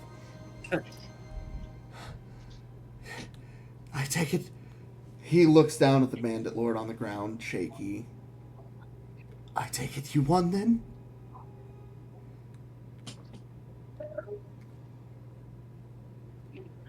I believe we held them off for, at least for the meanwhile. Excellent. I had faith. Thank you so much. You freedom fighters are quite something to behold. Just from the noises I was hearing, it must have been an incredible battle. Are you a doctor of medicine? Science, unfortunately. He's looking around, seeing several soldiers wounded, seeing some of you bleeding. Why do you ask? Well, I don't know a lot about petrification. It seems, one of our friends are... As you point this out, he looks up. Oh no. He yells as loud as he can. Charles! And he's snapping, and a young, finely dressed, wearing a black stereotypical butler's attire, young man comes running out. Yes, sir, what can I do? Go find Dr. Petrikov right now. Bring them here immediately. And without hesitation, the boy runs off. There's someone in town who can help. I'll cover the fees. Of course, we owe you that much at the very least.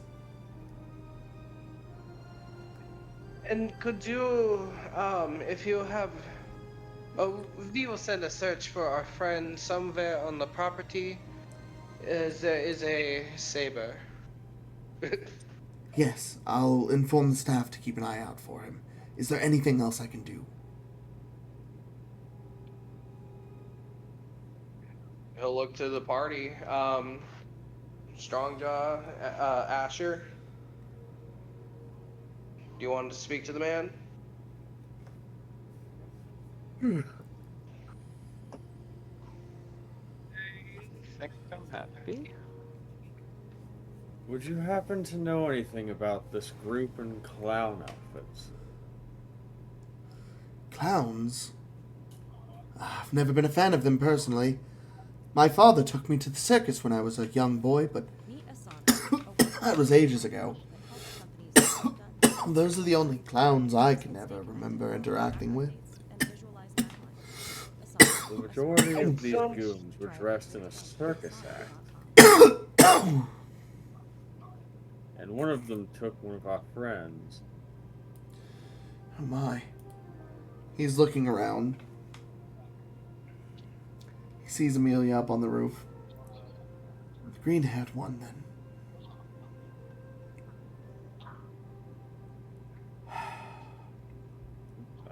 Accidental, but I'm sorry. Of course, I'll do everything I can to help find him. And the other, if he should be missing as well. Dr. Petrikov should be able to cure your friend there. And obviously, you can stay as long as you need to recover. Whenever you're ready, I'll accompany you back to the capital.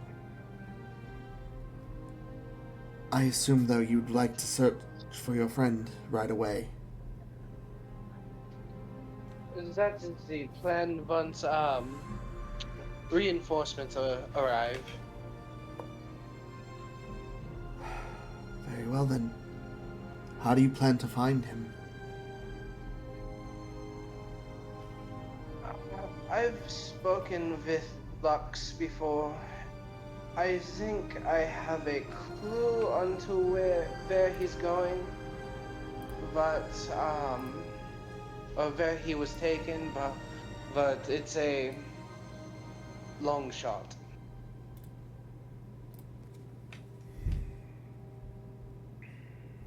Ship, I appreciate you, my man. Just barely getting to sleep soon. I appreciate you, dude. Sending all the love to you. Thank you for being here, bro. Very well. If anything I can aid with, just let me know. We're not currently at the capital, are we? Like we're at that place. We're in Glorian. And is that the place with like we went to and it had like the shopping district with all like the candy and shit? Yes, we're in the district of Candyman's decadence at here. the moment. Yes. Okay. Yeah, okay, so I think I know what's going on, so we need to stay here. Very well. I'll have your rooms prepared.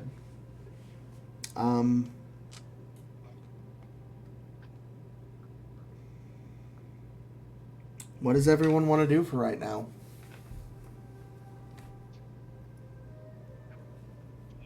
I need to fucking, like, rest and heal up. Same, I will do the same.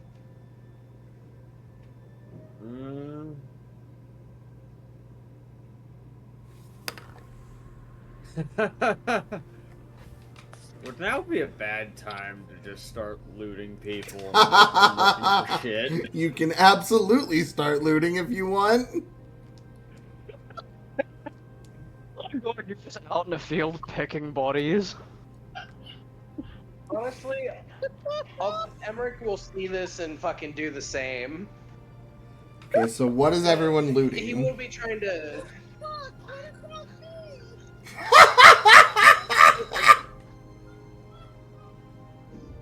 He'll be trying to, like, help people. Like, if there's survivors or anything, he'll be like, you know, he'll try to help the wounded, like, you know, Wait. but Just also, how- you know, if they're dead, you know. God damn it. How far away is the dragon's corpse exactly? About 300 I feet. didn't think it left a corpse. It did. Oh, it did leave a corpse. It is about 300 feet. Is it charred enough to where any fucking part of it that might be used in a potion is useless? Maybe we should eat the dragon. Go ahead and give me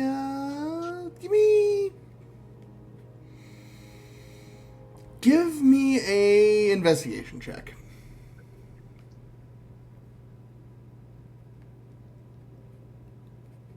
Of course, that's what Asher's doing. Poor Ameillia.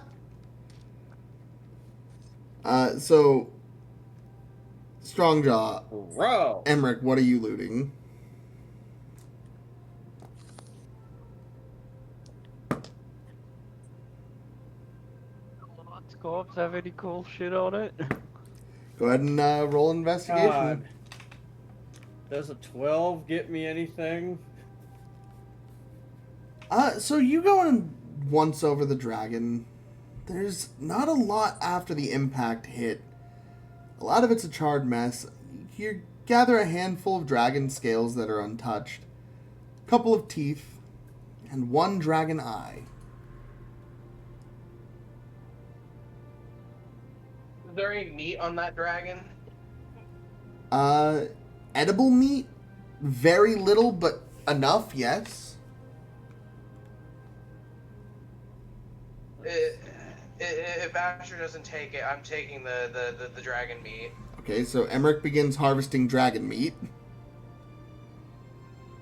Strongjaw, what did you get for your investigation? Did you say 15. dragon scales, dragon meat, and a dragon eye? Dragon scales, 5 dragon scales, 3 dragon teeth, and 1 dragon eye. Okay. Yeah, no. I want the scales, teeth, and the eye. That's fine. Go ahead and add those to your inventory. What were you saying, Strongjaw? You're at 15. Okay. You find 3 things, technically. You find a money pouch containing 68 gold pieces. Ooh. You find that the belt he is wearing is magical. You're not sure how, but it's glowing a bit. And you also see, now at his side, where it was left on the ground after the impact of your axe hitting his head, his hammer. Pristine. The metal shines. It's a really nice hammer.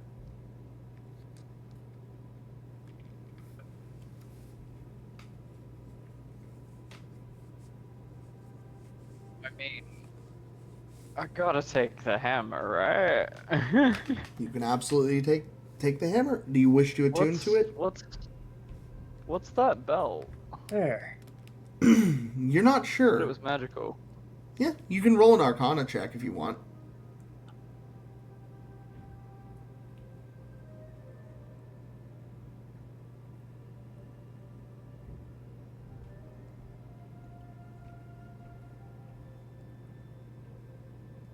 $14 for Arcana. Baby Lemon is the size of a lime today, if that makes anyone else smile like it did. Oh, that's cute. That's The awesome. size of a lime? Mm-hmm.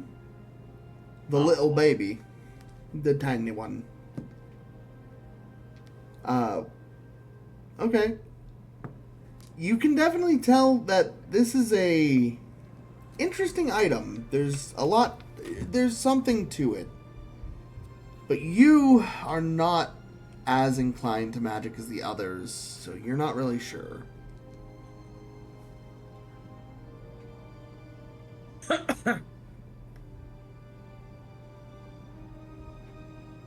Doesn't mean you can't have it appraised by someone who does know what they're doing. Looks like I'm eating cantaloupe.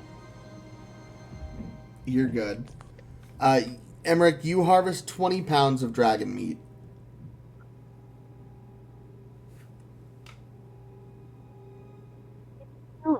cook up. And as you guys are cleaning up your spoils, Strongjaw reuniting with the two of you as you guys are hacking this dragon to pieces, his new hammer giddily in his hands, a young, black-haired, pointed-eared elven woman with very slender features, tall, sharp-looking eyes, she approaches and, without really saying much, passes you guys doing your thing and approaches to Ameillia. And she puts her hand to the side of your face, Ameillia, and a warm glow touches through the stone, and light cracks over the surface as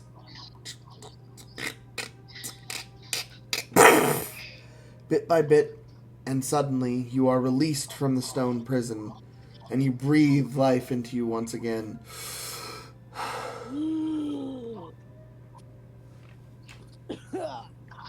And Coda jumps You weren't at you drowning. gleefully. I was so worried. I'm so sorry. What are you sorry for, buddy? He's presently just, like, putting his full weight against you, almost in an attempt to knock you over. I give him an embracing hug. You two, God. you hug, and, you know, he gives you affection and love, and he just continues to say, I'm so sorry, I'm so sorry. What are you sorry? And, he just says, I'm gonna do better next time, I promise. Coda, you did awesome. You're fine. But you almost died. Well, that means I'll do better next time. We will do better next time, he says with a nod.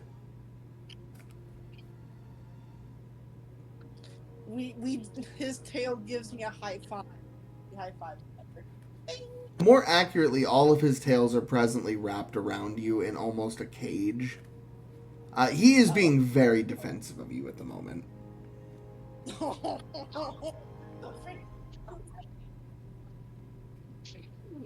I'm not saying that. And as everyone is doing their thing, you suddenly hear that same young man speaking up. All right, this way. Freedom fighters, he calls out. An emissary for you.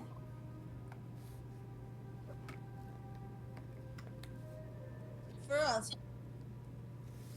Ameillia, as you I'll are looking make my down, way over there. yeah, Ameillia being the first one out, you know, on the balcony, looking down at the yard, would see this sight first. You see, standing behind this young man in butler attire is an older, gray-skinned, dragonborn woman. Heavy wrinkles and bags under the eyes, a couple of horns protruding out of the snout, and long, gray hair pulled back in two very tightly wound braids. She is presently wearing what appears to be a half-sized witch's hat and a white cloak with armored vestments over the shoulder and chest area. She's wielding what appears to be a gnarled, old oaked staff with small sticks and stones jutting out of the side of it. And in the other hand, she is holding a spell book, which is now glowing, coming to a soft dim as the spell she had cast ends. Standing next to her is a small blonde woman, approximately 5.5 feet, slender, broader in shoulder though. For her size, she looks strong, wearing what appears to be heavy furs in a vest and arm brace pattern. bits of metal adorned over her and a metal headband around her, pushing up the bangs of her very blonde yellow hair as 3 streaks of pink on each side adorn or frame her face. She is carrying a very large mace, and you can tell instantly, Ameillia, the fur on her armor is wolf fur. So, my idiot son went and got himself kidnapped. Who's the rabble-ruck he's been running amok with? Your idiot son? Do you mean Lux? She rears forward and bops you lightly on the head twice, very swiftly with the top of the stick. First one, you introduce yourself to your elders, and second, how dare you?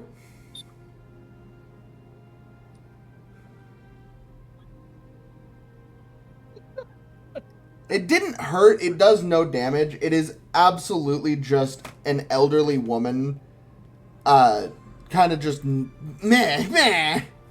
And she kind of brushes the staff a little bit into your sleeve, and she just says, letting him get kidnapped. Some kind of soldier you are. Oh? I'm sorry. I'll leave. Goodbye. Jay, you're good. Okay. Jay? Yeah, that was Jay. Yeah. That threw me off. Hope he's doing okay. I think he thought we were He hanging didn't know out. we were doing. Yeah, D&D. No worries. I guess I'll talk to the boy later then. We'll talk in. And she will look over. As she's kind of batting you with the stick, the other one walks forward. Granny, calm down. So what happened? The blonde woman will speak up. I believe... Oh. Go ahead. Oh, like she said what happened? Yeah, The blonde woman she said what asks happened? you what happened, looking at you. Well,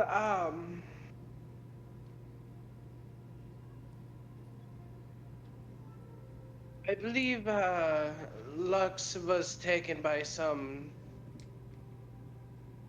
he has connections with here in this city.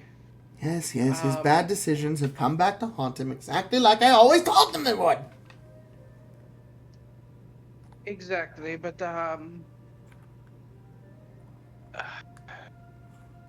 in the battle that happened, we had very little ability to stop what happened. Even see it coming.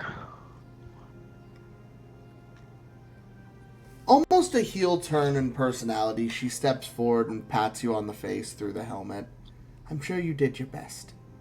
But the rest of you are alive. That's what's important. We can find him. Sidri sent us to help.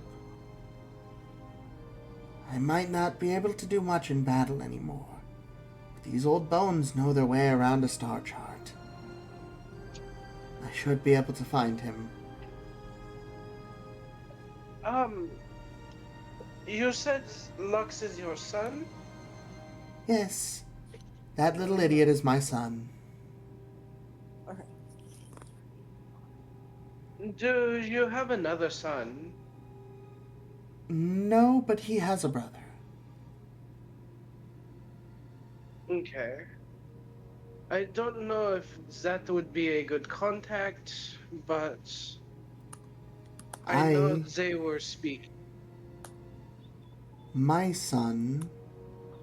Well, let's start at the beginning. I found him injured, along with this one. She points to the blonde woman with the pink stripes in her hair. after a horrid caravan crash. Something to do with the slave trade, by my estimation. After fending off several waves of bandits myself, I ended up protecting him and her. I took them home. I tried to pawn them off on the nearest orphanage, but unfortunately, they wouldn't take a half-elf. These two had grown rather attached by that point. I felt bad about potentially separating them, so I chose to raise them. Best decision I ever made.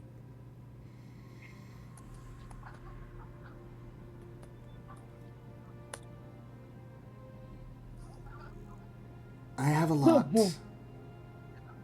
to say to him, so the sooner we find him, the better.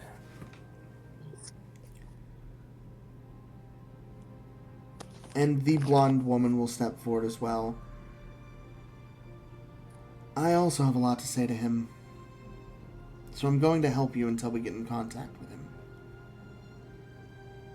As long as you don't mind. I have contacts we could start with. Is the butler still here, or the doctor? Both are, yes. Do either of you know anything about the underworld of this city?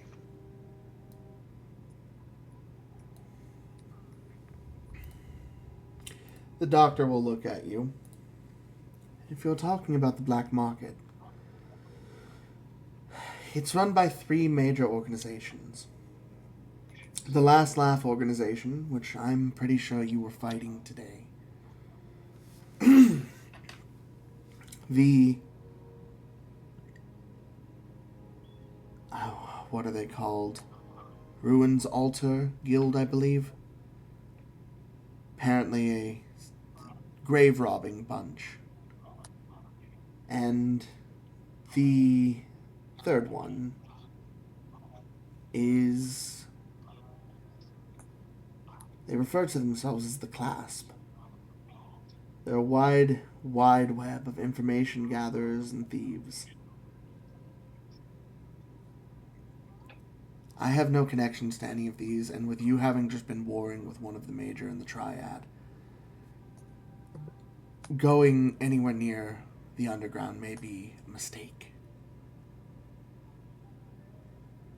The only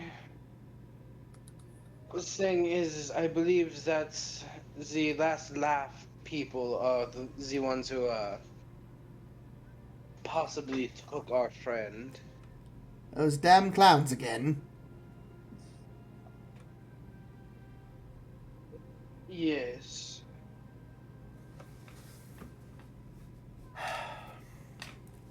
So, she will kind of step forward. Give me 24 hours, and I can tell you where he is. Though, I'm going to need to make up the cost of this spell. Nobody happen to have any divine potions or diamonds laying around, do they? I only have gems.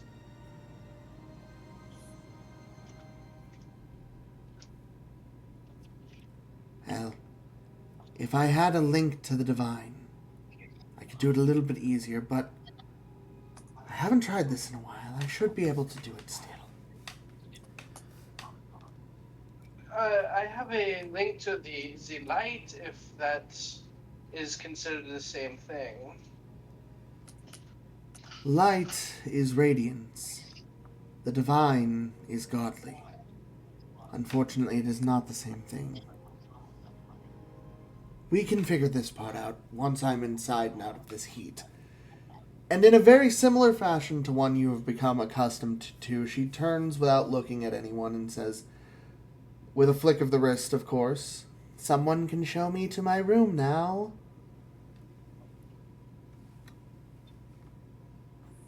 And you suddenly get an inclination of where he may have gotten a lot of his attitude. as two servants lead her into the house. I'll be with you in a moment, Granny. The blonde woman will turn to all of you, looking each of you over. The last time he wrote, he mentioned that he was traveling with a bunch of weird ones. He definitely misspoke, or at least understated that. But you all seem lovely. Thank you for taking care of him. I know he can be kind of a handful at times.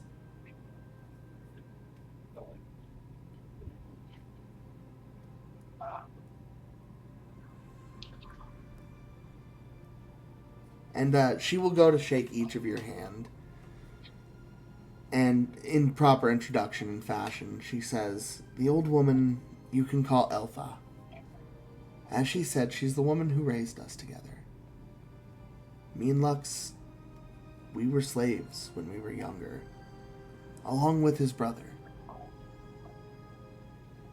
We were freed in a transfer, but there was so much chaos. People, young and old, slaves and guards were dying left and right, so we just got out of there. Got into a bad way because of some wolves attacking us.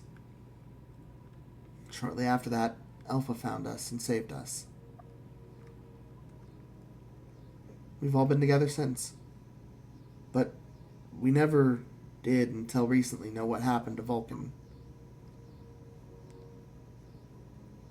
I know that Lux was in correspondence, and I actually have spoken with someone who knows what's going on with Vulcan. Is that his name? Yes, that's his name. I'm very glad he's okay.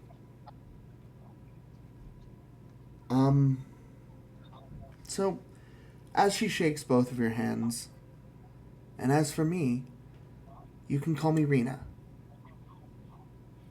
I suppose the easiest way to put this is, I'm Lux's fiancé.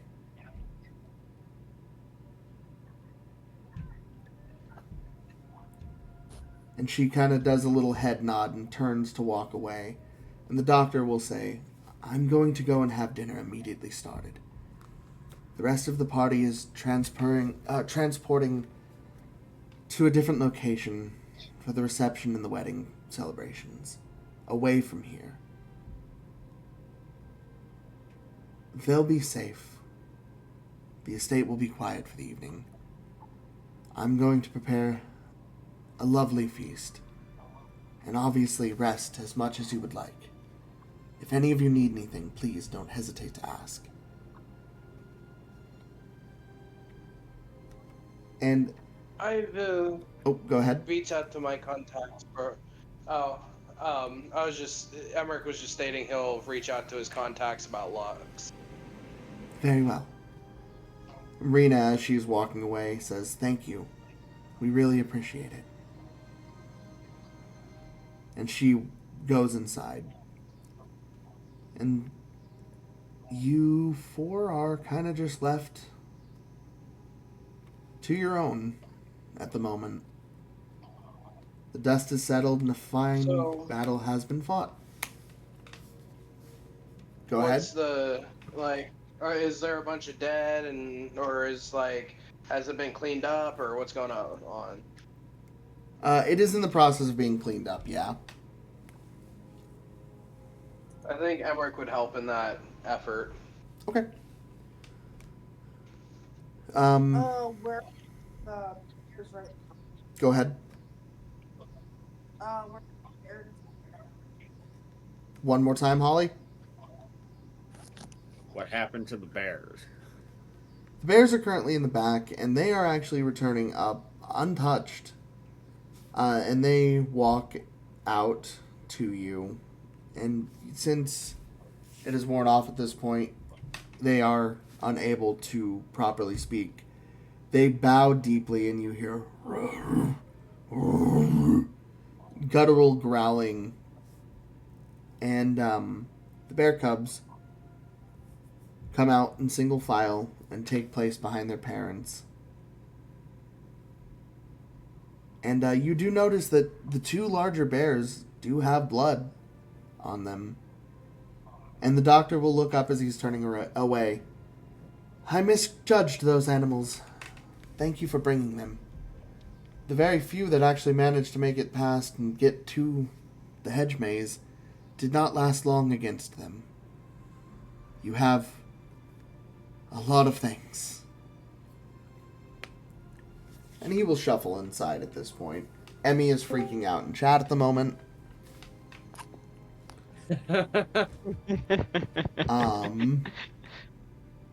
And yes, everyone, if you have no other actions, and no one wants to do anything else in particular, I think at that point, I've got. Go ahead. Once we're going down, like once it's time to rest, I got a couple notes to write. Okay. So go ahead and text those to me, and we'll put those in motion. Is anyone else doing anything now that they have open time? I would like to loot as well. Okay. What do you loot?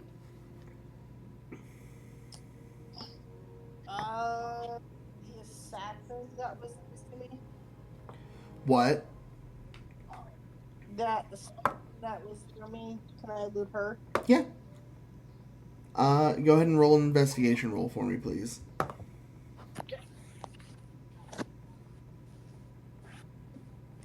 Excuse me, Cinder.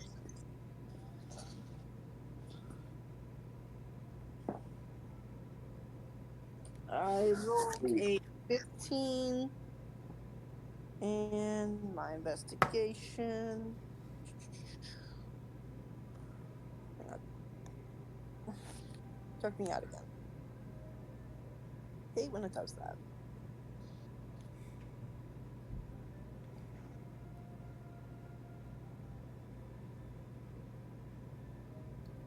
So you find 40 gold, and you do find the knife she was using.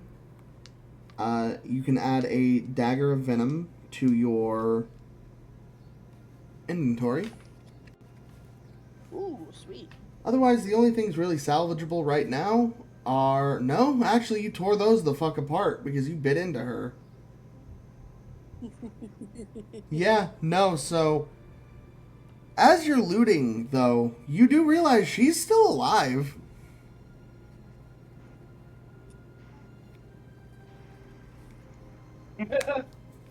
Shit. Can I stab her?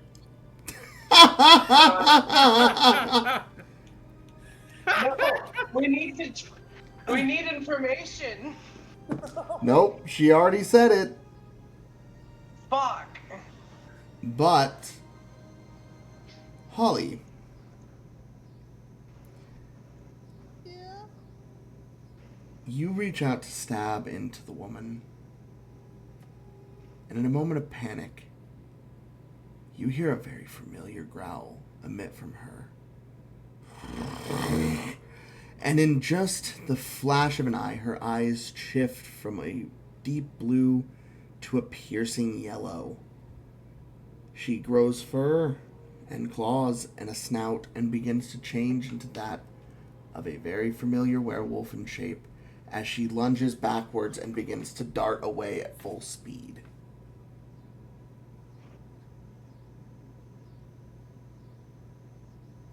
Do we see this? Everyone roll a perception check.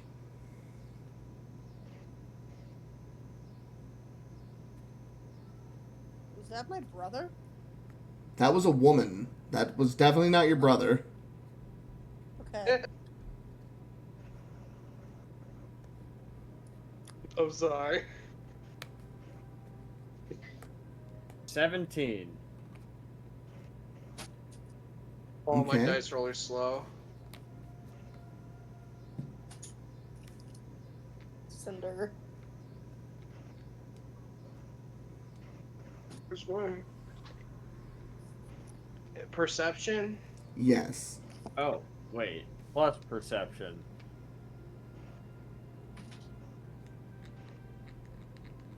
Don't 25. do that in here. Okay. And Yeah. Ameillia, Strongjaw, what did you guys get? Oh yeah, perception. Got a- Sorry. You're rolling another. So the assassin 20. that Holly was dealing with just turned into a werewolf and sprinted off. 13 and my perception is perception is a +8, so 13 plus 8. You don't need to roll, Holly. You already saw this. He said I needed to roll. She needs to I roll got to see 21 for mine. all of you see it. Holly, you being the one that's highest up, are able to actually track what direction she sprints off in. But she goes out of sight. But all of you watch as the cloaked assassin suddenly growls out and turns feral into a werewolf and runs off across the rooftop. So no like action of opportunity or whatever. You are down in the yard and out of your range for the gun because you were looting the dragon. Okay.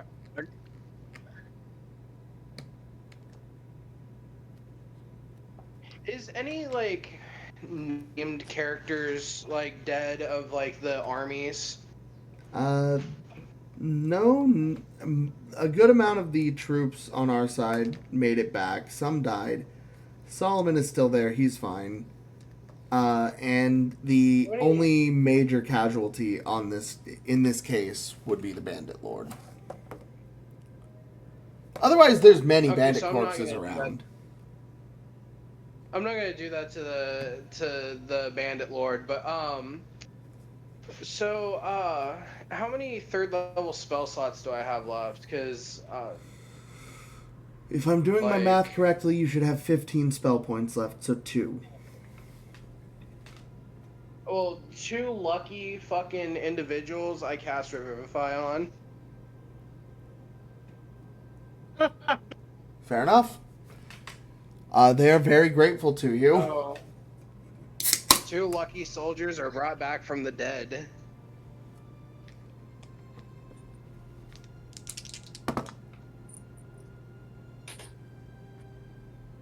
How the fuck they both rolled natural ones? Thank you. Really? What do you... Wait, what? They look up and they say, thank you. I think my fight is done at that. And the other one looks to him as well and nods. I agree, brother. Let's get out of here. And the two of them go ahead and take their newfound life as a gift and choose to live it. I don't blame them. Like... 18 or higher, they would have joined you. 18 or higher, they would have joined you.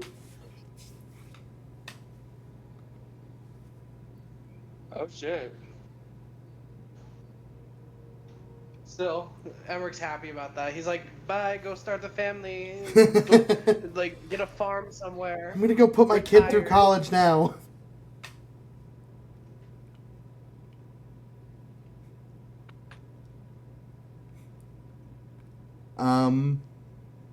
So yeah.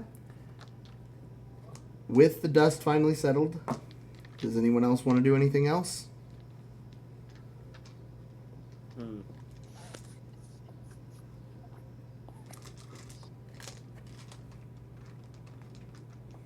I don't know. Hold on, let me see if I can... I want to see if I can do something.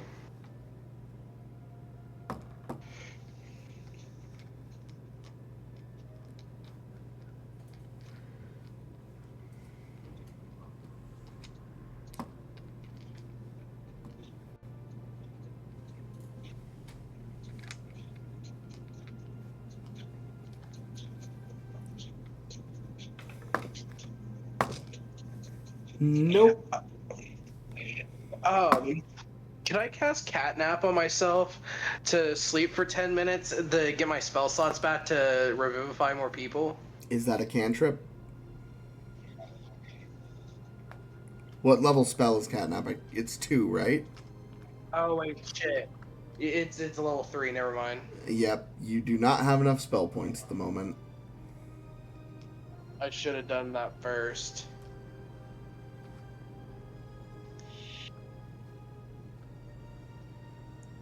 Do I have a mana potion? You do have mana candy. I will take a mana candy just to do this. Okay. You will get back 20 spell points for the day. Is that enough to cast catnip to get my spell points back? Because it would just be a long rest. Yes, it is. It basically... It is. I sleep for 10 minutes, get a long rest. So I have all my spell points back? Yes, you do. Alright, I'm reviving people. How many times can I do that, you think? At 6 a cast. And you have... Hold on. Let's see.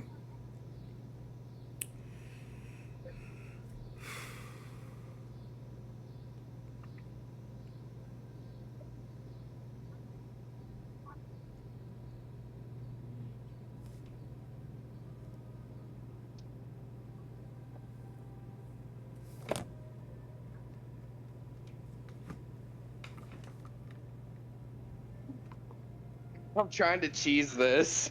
Sorry. I notice. You're good. Wait. Remind me, what's your overall objective reviving everybody? I'm saving our troops. You can do it 4 times. Alright, 4 more dudes.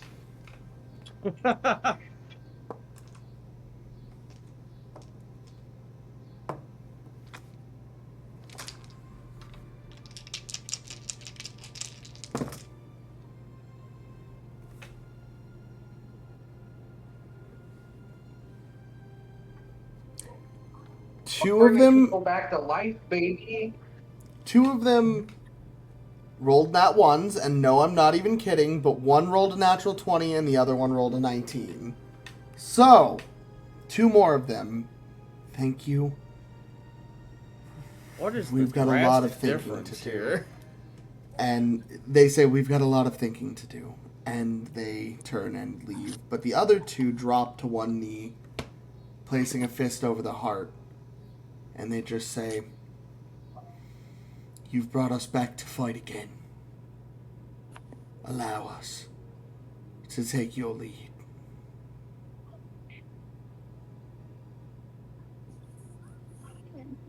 You're joining me. Yes. They both say in unison.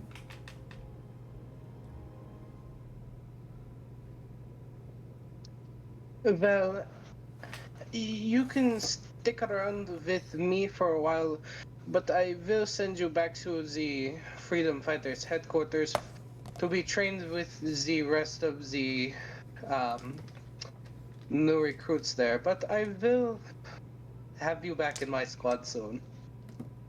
As you finish saying these words, a sigil appears on the left back of each of their hands. The sigil... What is Emrick's symbol again? Did I just become a warlock patron for these guys? I hope so, because that's my main goal for... That's an achievement for me right now. You don't know what just happened, but a symbol representing Emrick appears on the back of their hand. And they, once again, beat the hand over the heart, now emblazoned white sigil burning on the back of their skin. Aye. And they stand. It is our pleasure. And they head inside and go and relax. And they, yeah.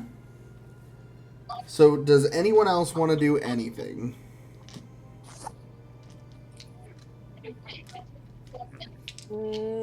I think I'm good.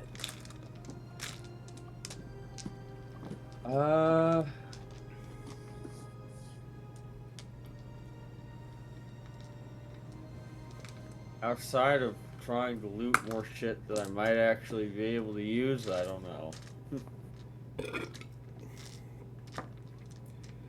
At the moment, it's been picked pretty clean by everyone else. That's what I figured.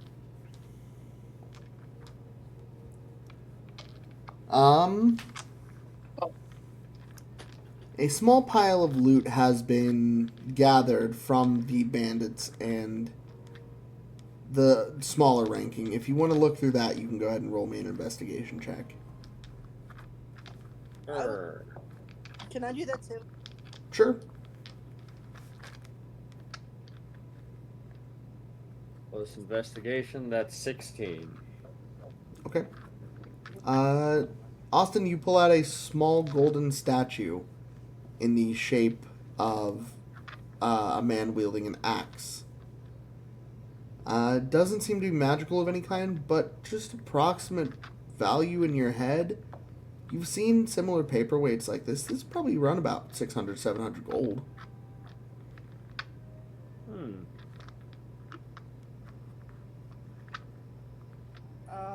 I rolled 11. I did investigation as a +4, so I got a 15.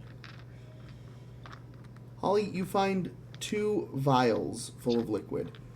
One has a label that just says Sovereign Glue. The other one is a dark midnight blue vial that swirls like a storm cloud when you shake it. And this one does not have a label. When I find luck, I'll ask him what this is.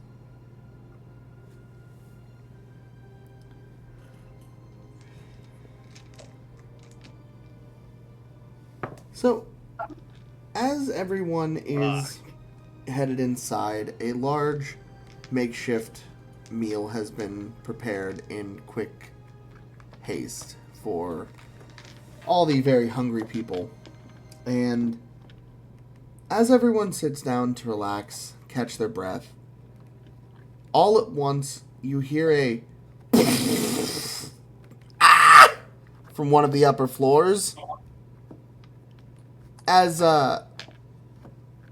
from upstairs, you see a plume of smoke rolling over the banisters of the stairs, and down the stairs, covered in soot, comes the silver-haired form of the gray dragon-born Elphaba, as she stumbles a bit down the stairs. Crazy little bastard! I'm gonna get him when I see him!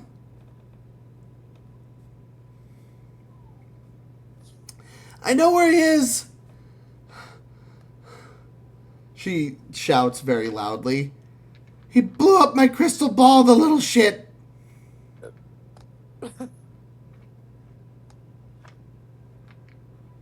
This is the outcome that ended up happening because of the other party's influence in the matter. This would have been a bit trickier to find, but thanks to my little brother's character, sending aid to Lux in the form of Wild Magic Surge, he was able to reach out in a very small way. And by small, I mean I made her crystal ball explode.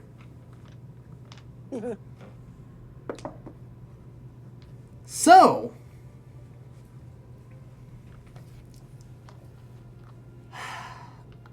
I reached out, and I think he felt my connection, because he immediately sent a map. Well, she looks over to the doctor. You're gonna need a new desk. It kind of burned the map into the top of it. I've tracked it through several areas. If I'm thinking right, an old fortress sits in this area just outside of a swampland. Kind of a castle-type setting. Just outside of Hashtvault. A little swamp-like burg. Have any of you ever been there?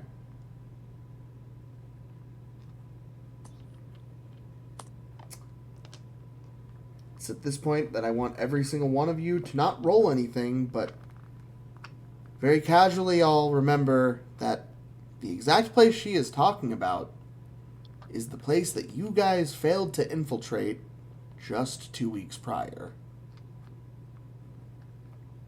Oh, the camp that I howled at. You did what, dear? Sorry.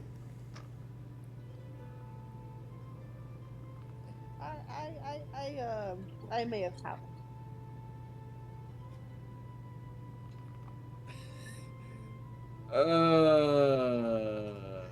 I may have did a woo in front. Wait. She very puzzledly asks, do you howl often?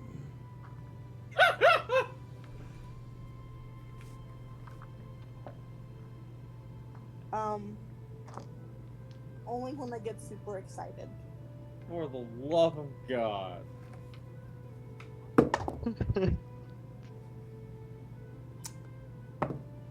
With a very sharp eye fixed on you. God. Don't hide things from your elders, dearie. Christ. She just natural 20'd an insight check. She doesn't believe anything. She knows you're hiding something. Shit. You're smart. You're very smart. I love you. Why don't we talk about what happened that night, then? Fill me in, shall we, dear? She says without losing eye contact from you. Feeling that contact, and I'm more nervous. Well, I'm sorry you're nervous. I'm quite livid that everything that has happened today has led to my son's kidnapping. So I think it's in our best interest to help each other, would you not say so? I need to go ahead and make a Constitution saving throw to fight intimidation. Yeah. Rolled a 13. She rolled an 18. You feel compelled. You feel intimidated by this woman's presence, and you can feel an intensity coming from her, and you are compelled to tell her the truth now. Okay. You fear what lying may incur is more accurate to what you're feeling. Okay. So this is what happened. We fought a big giant water monster, and I got super duper excited that I killed the thing with an arrow. So I howled, and it just so happened to be in front of a base camp of the enemy. And luck saved us. And now we're here. Why did you howl? Ascher proceeds to facepalm. Because I'm a werewolf.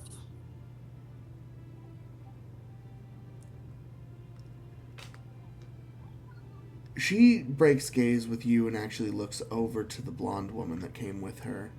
And now it is the blonde woman who looks over to you. Concerned, but a slight twinkle in her eye. A werewolf? Not by birth. There aren't many that are by birth. My Rena, brother, when I was little, go ahead. scratched me. My brother bit me or scratched me. I can't remember how. He bit you. He bit you. At least as far as you remember. What? Okay. A small carbon footprint. What the fuck? He bit me, and ever since when it came to a full moon, I would transform.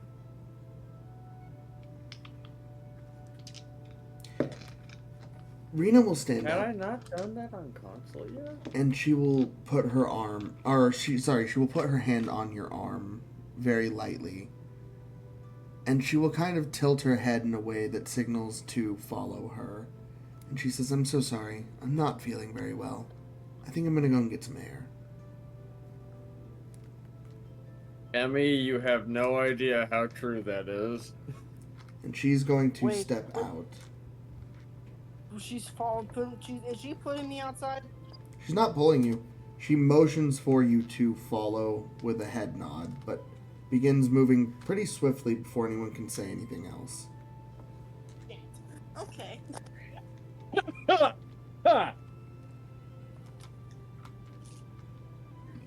I'm nervous because she's wearing wolf fur, and I don't want to die here.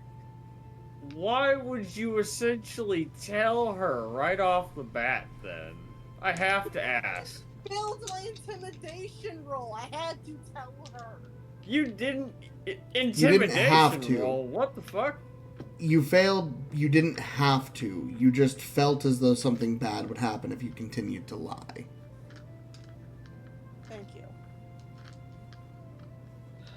I'm gonna die. My brain hurts. Anyway, we know now where we can find him. We'll plan to go and save him in the days to come. Holly, I want to save Lux. you are not there at the moment. Shit. You have followed, and you trail her. She walks off the estate and goes down a few city blocks, and eventually slips into an alleyway, just past a crowd. Able to keep up with her, you slip down that same alleyway, out of sight. And she stands at the end of the alleyway.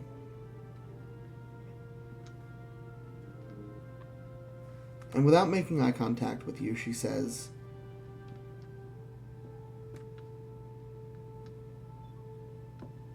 Yes. hold on, this is me trying to figure out what way to put this best. Oh shit. She pulls a gun on you and points it to your head and says, die. No, I'm kidding.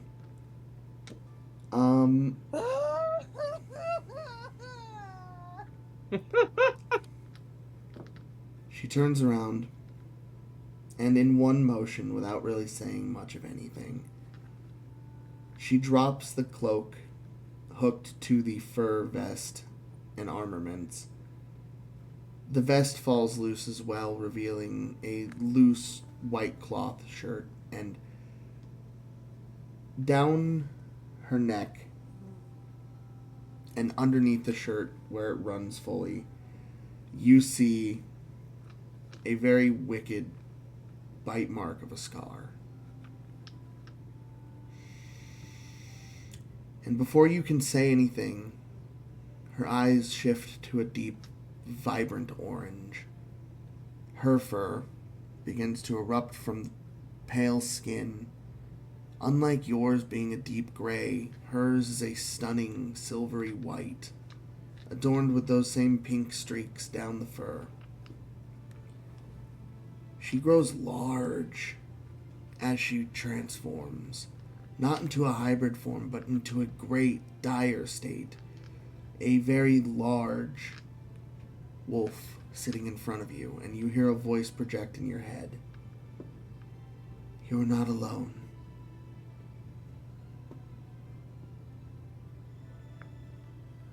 And that is where we're going to end tonight's session.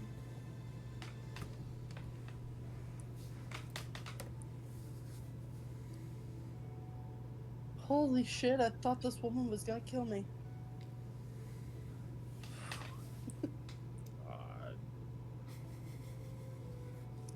I was thinking I was about to kill anymore.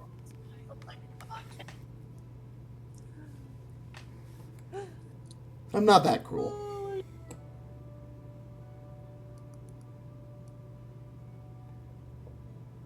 That moment when Ameillia talked herself into a 1v1.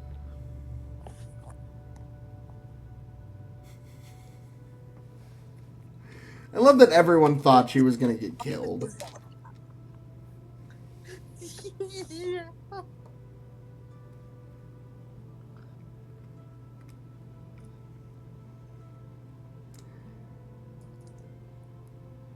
I'm titling this episode No Country Left for Werewolves. I want you to know that. Oh my goodness. Whew. God, you got petrified and you're more nervous about what just happened now. That's impressive. Yeah, I'm like, GG's, y'all. granted I'm still scared, but I'm like, okay, I'm not as scared. I want you to know, Emmy was over here like, Tavgar, when I was mocking you about the gun being drawn.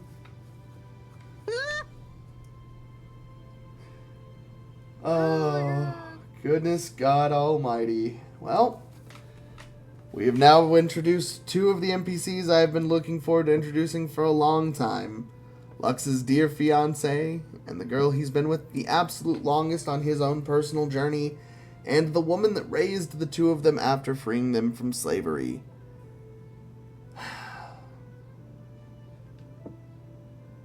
You guys did very well this session. That battle was very, very well fought. Ascher, your potions of clairvoyancy are also finished, I should point out. So if you wanted... All of them have finished brewing. It has been that final day is that 12th day, if you remember.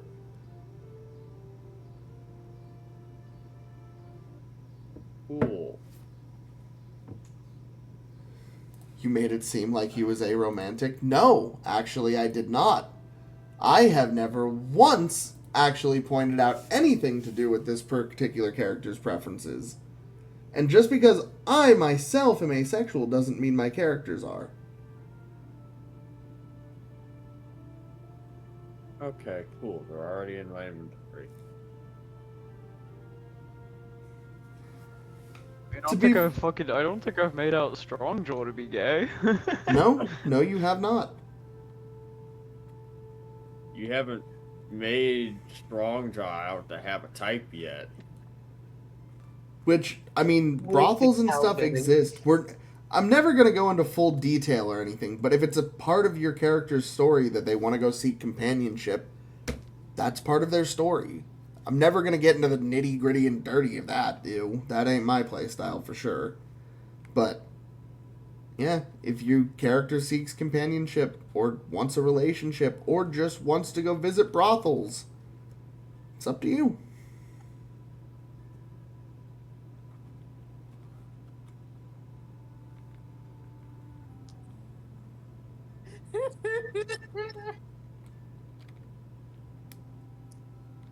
Go on.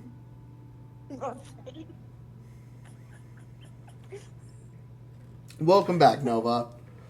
Just don't be surprised when I ask, like, hey, can I go to a strip club?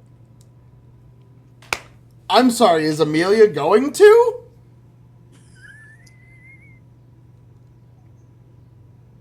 Is Ameillia coming out as a lesbian all of a sudden? There are male strip clubs. Yeah, I would like to go to a male strip club. Is that what Ameillia wants to do with her downtime after this meeting? That one. So after this Go ahead. She goes to a fucking strip club and sees that one fucking halfling. Fucking. He's just on stage. He's on stage in a Speedo playing guitar. Electric guitar, mind you. Not with his hands either. Oh my goodness. He's not strumming with his hands. Just fucking sat there strumming it, having charmed the entire building. Oh my god. Yes, I would like to go to a male strip club after that meeting. This is not something I ever expected to... Okay.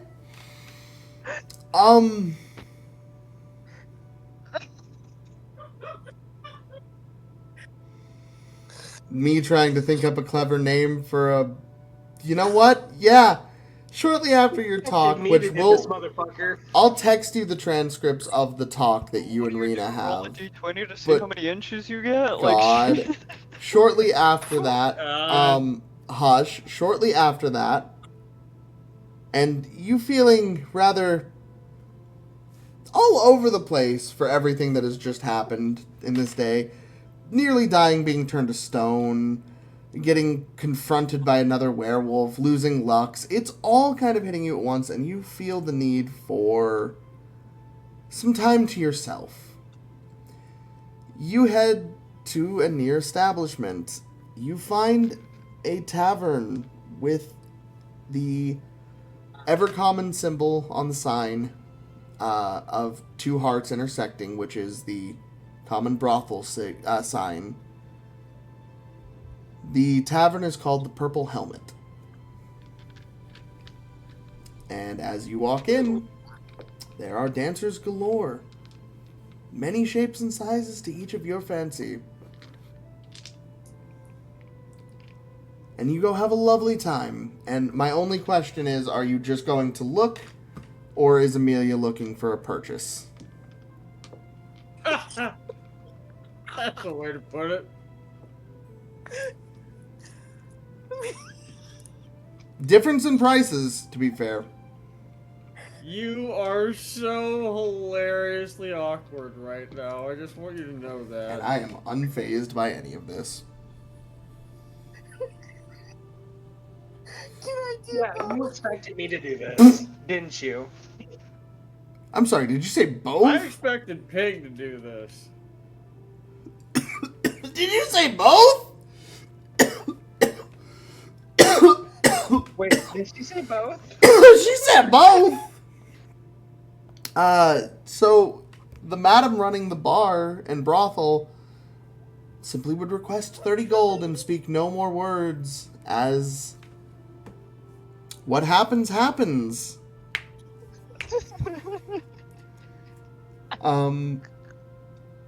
So we'll say, in this case, a very large, muscular man, lumberjackian in style, will accompany her for the evening to a rousing night of conversation, intellectual conversation. He's actually quite fun to be around. He's very good at his job, is what you learn very quickly, because he's a great conversationalist. He's very attentive. You have an amazing time. And you come back to your party feeling refreshed and relaxed the next day. A little more so than you were beforehand.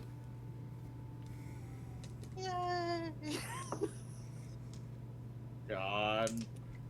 Yeah, does anyone else want to do anything? I'm sorry, Asher. Are you a little upset? No, I think Austin's upset. Why I don't would think Asher Asher give a cares. fuck?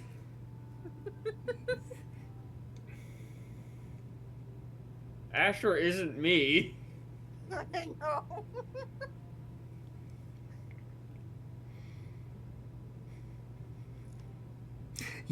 As you're walking back, you can almost hear Lux in the back of your head.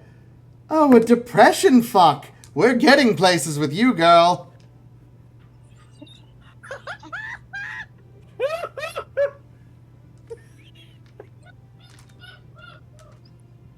You're not sure if that was real or not, and you keep moving. I was wondering what I was going to use that wayward message on.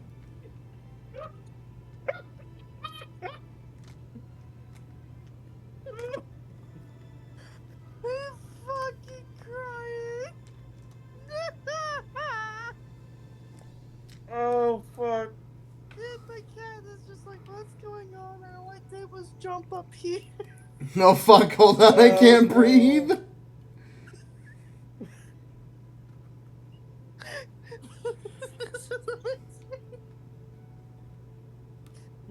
No, I'm just sad that Saber's not here.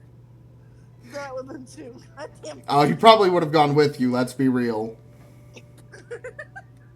Saber would have gone with you and struck out. Speaking of, the final thing that is brought to everyone's attention before we wrap up, because on Amelia's side we end with the big reveal of the werewolf and her choice after the conversation to go and do what she just did.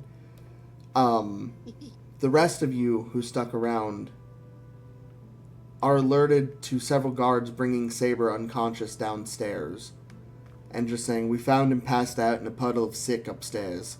We're not really sure what got to him."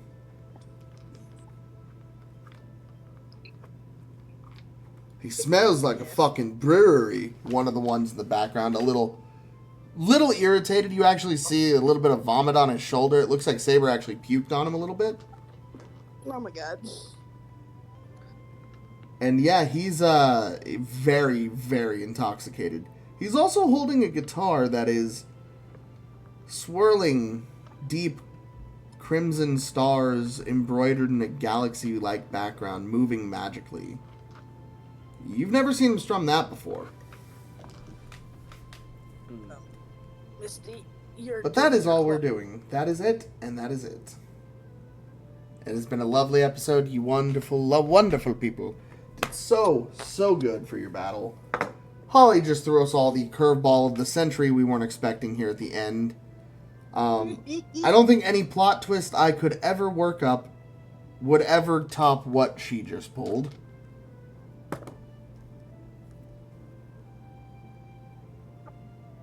Oh, the one thing I will inform you about of that conversation... No, actually, I'll type that to you, because... Funsies, let's keep it secret from everyone else. Oh, me? Yes, I will text you. We will do that conversation over text, essentially, between you and Rena. Sweet. I feel like you just blue-balled Emmy. 3, Nova.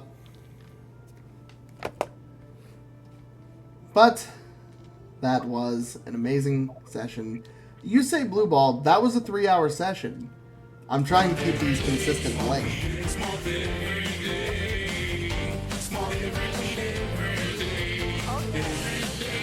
Time flies when you're having fun.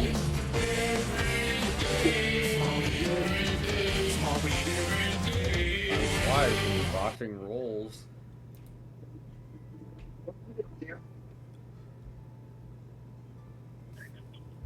You say botching. How bad did you do? I rolled pretty consistently shit.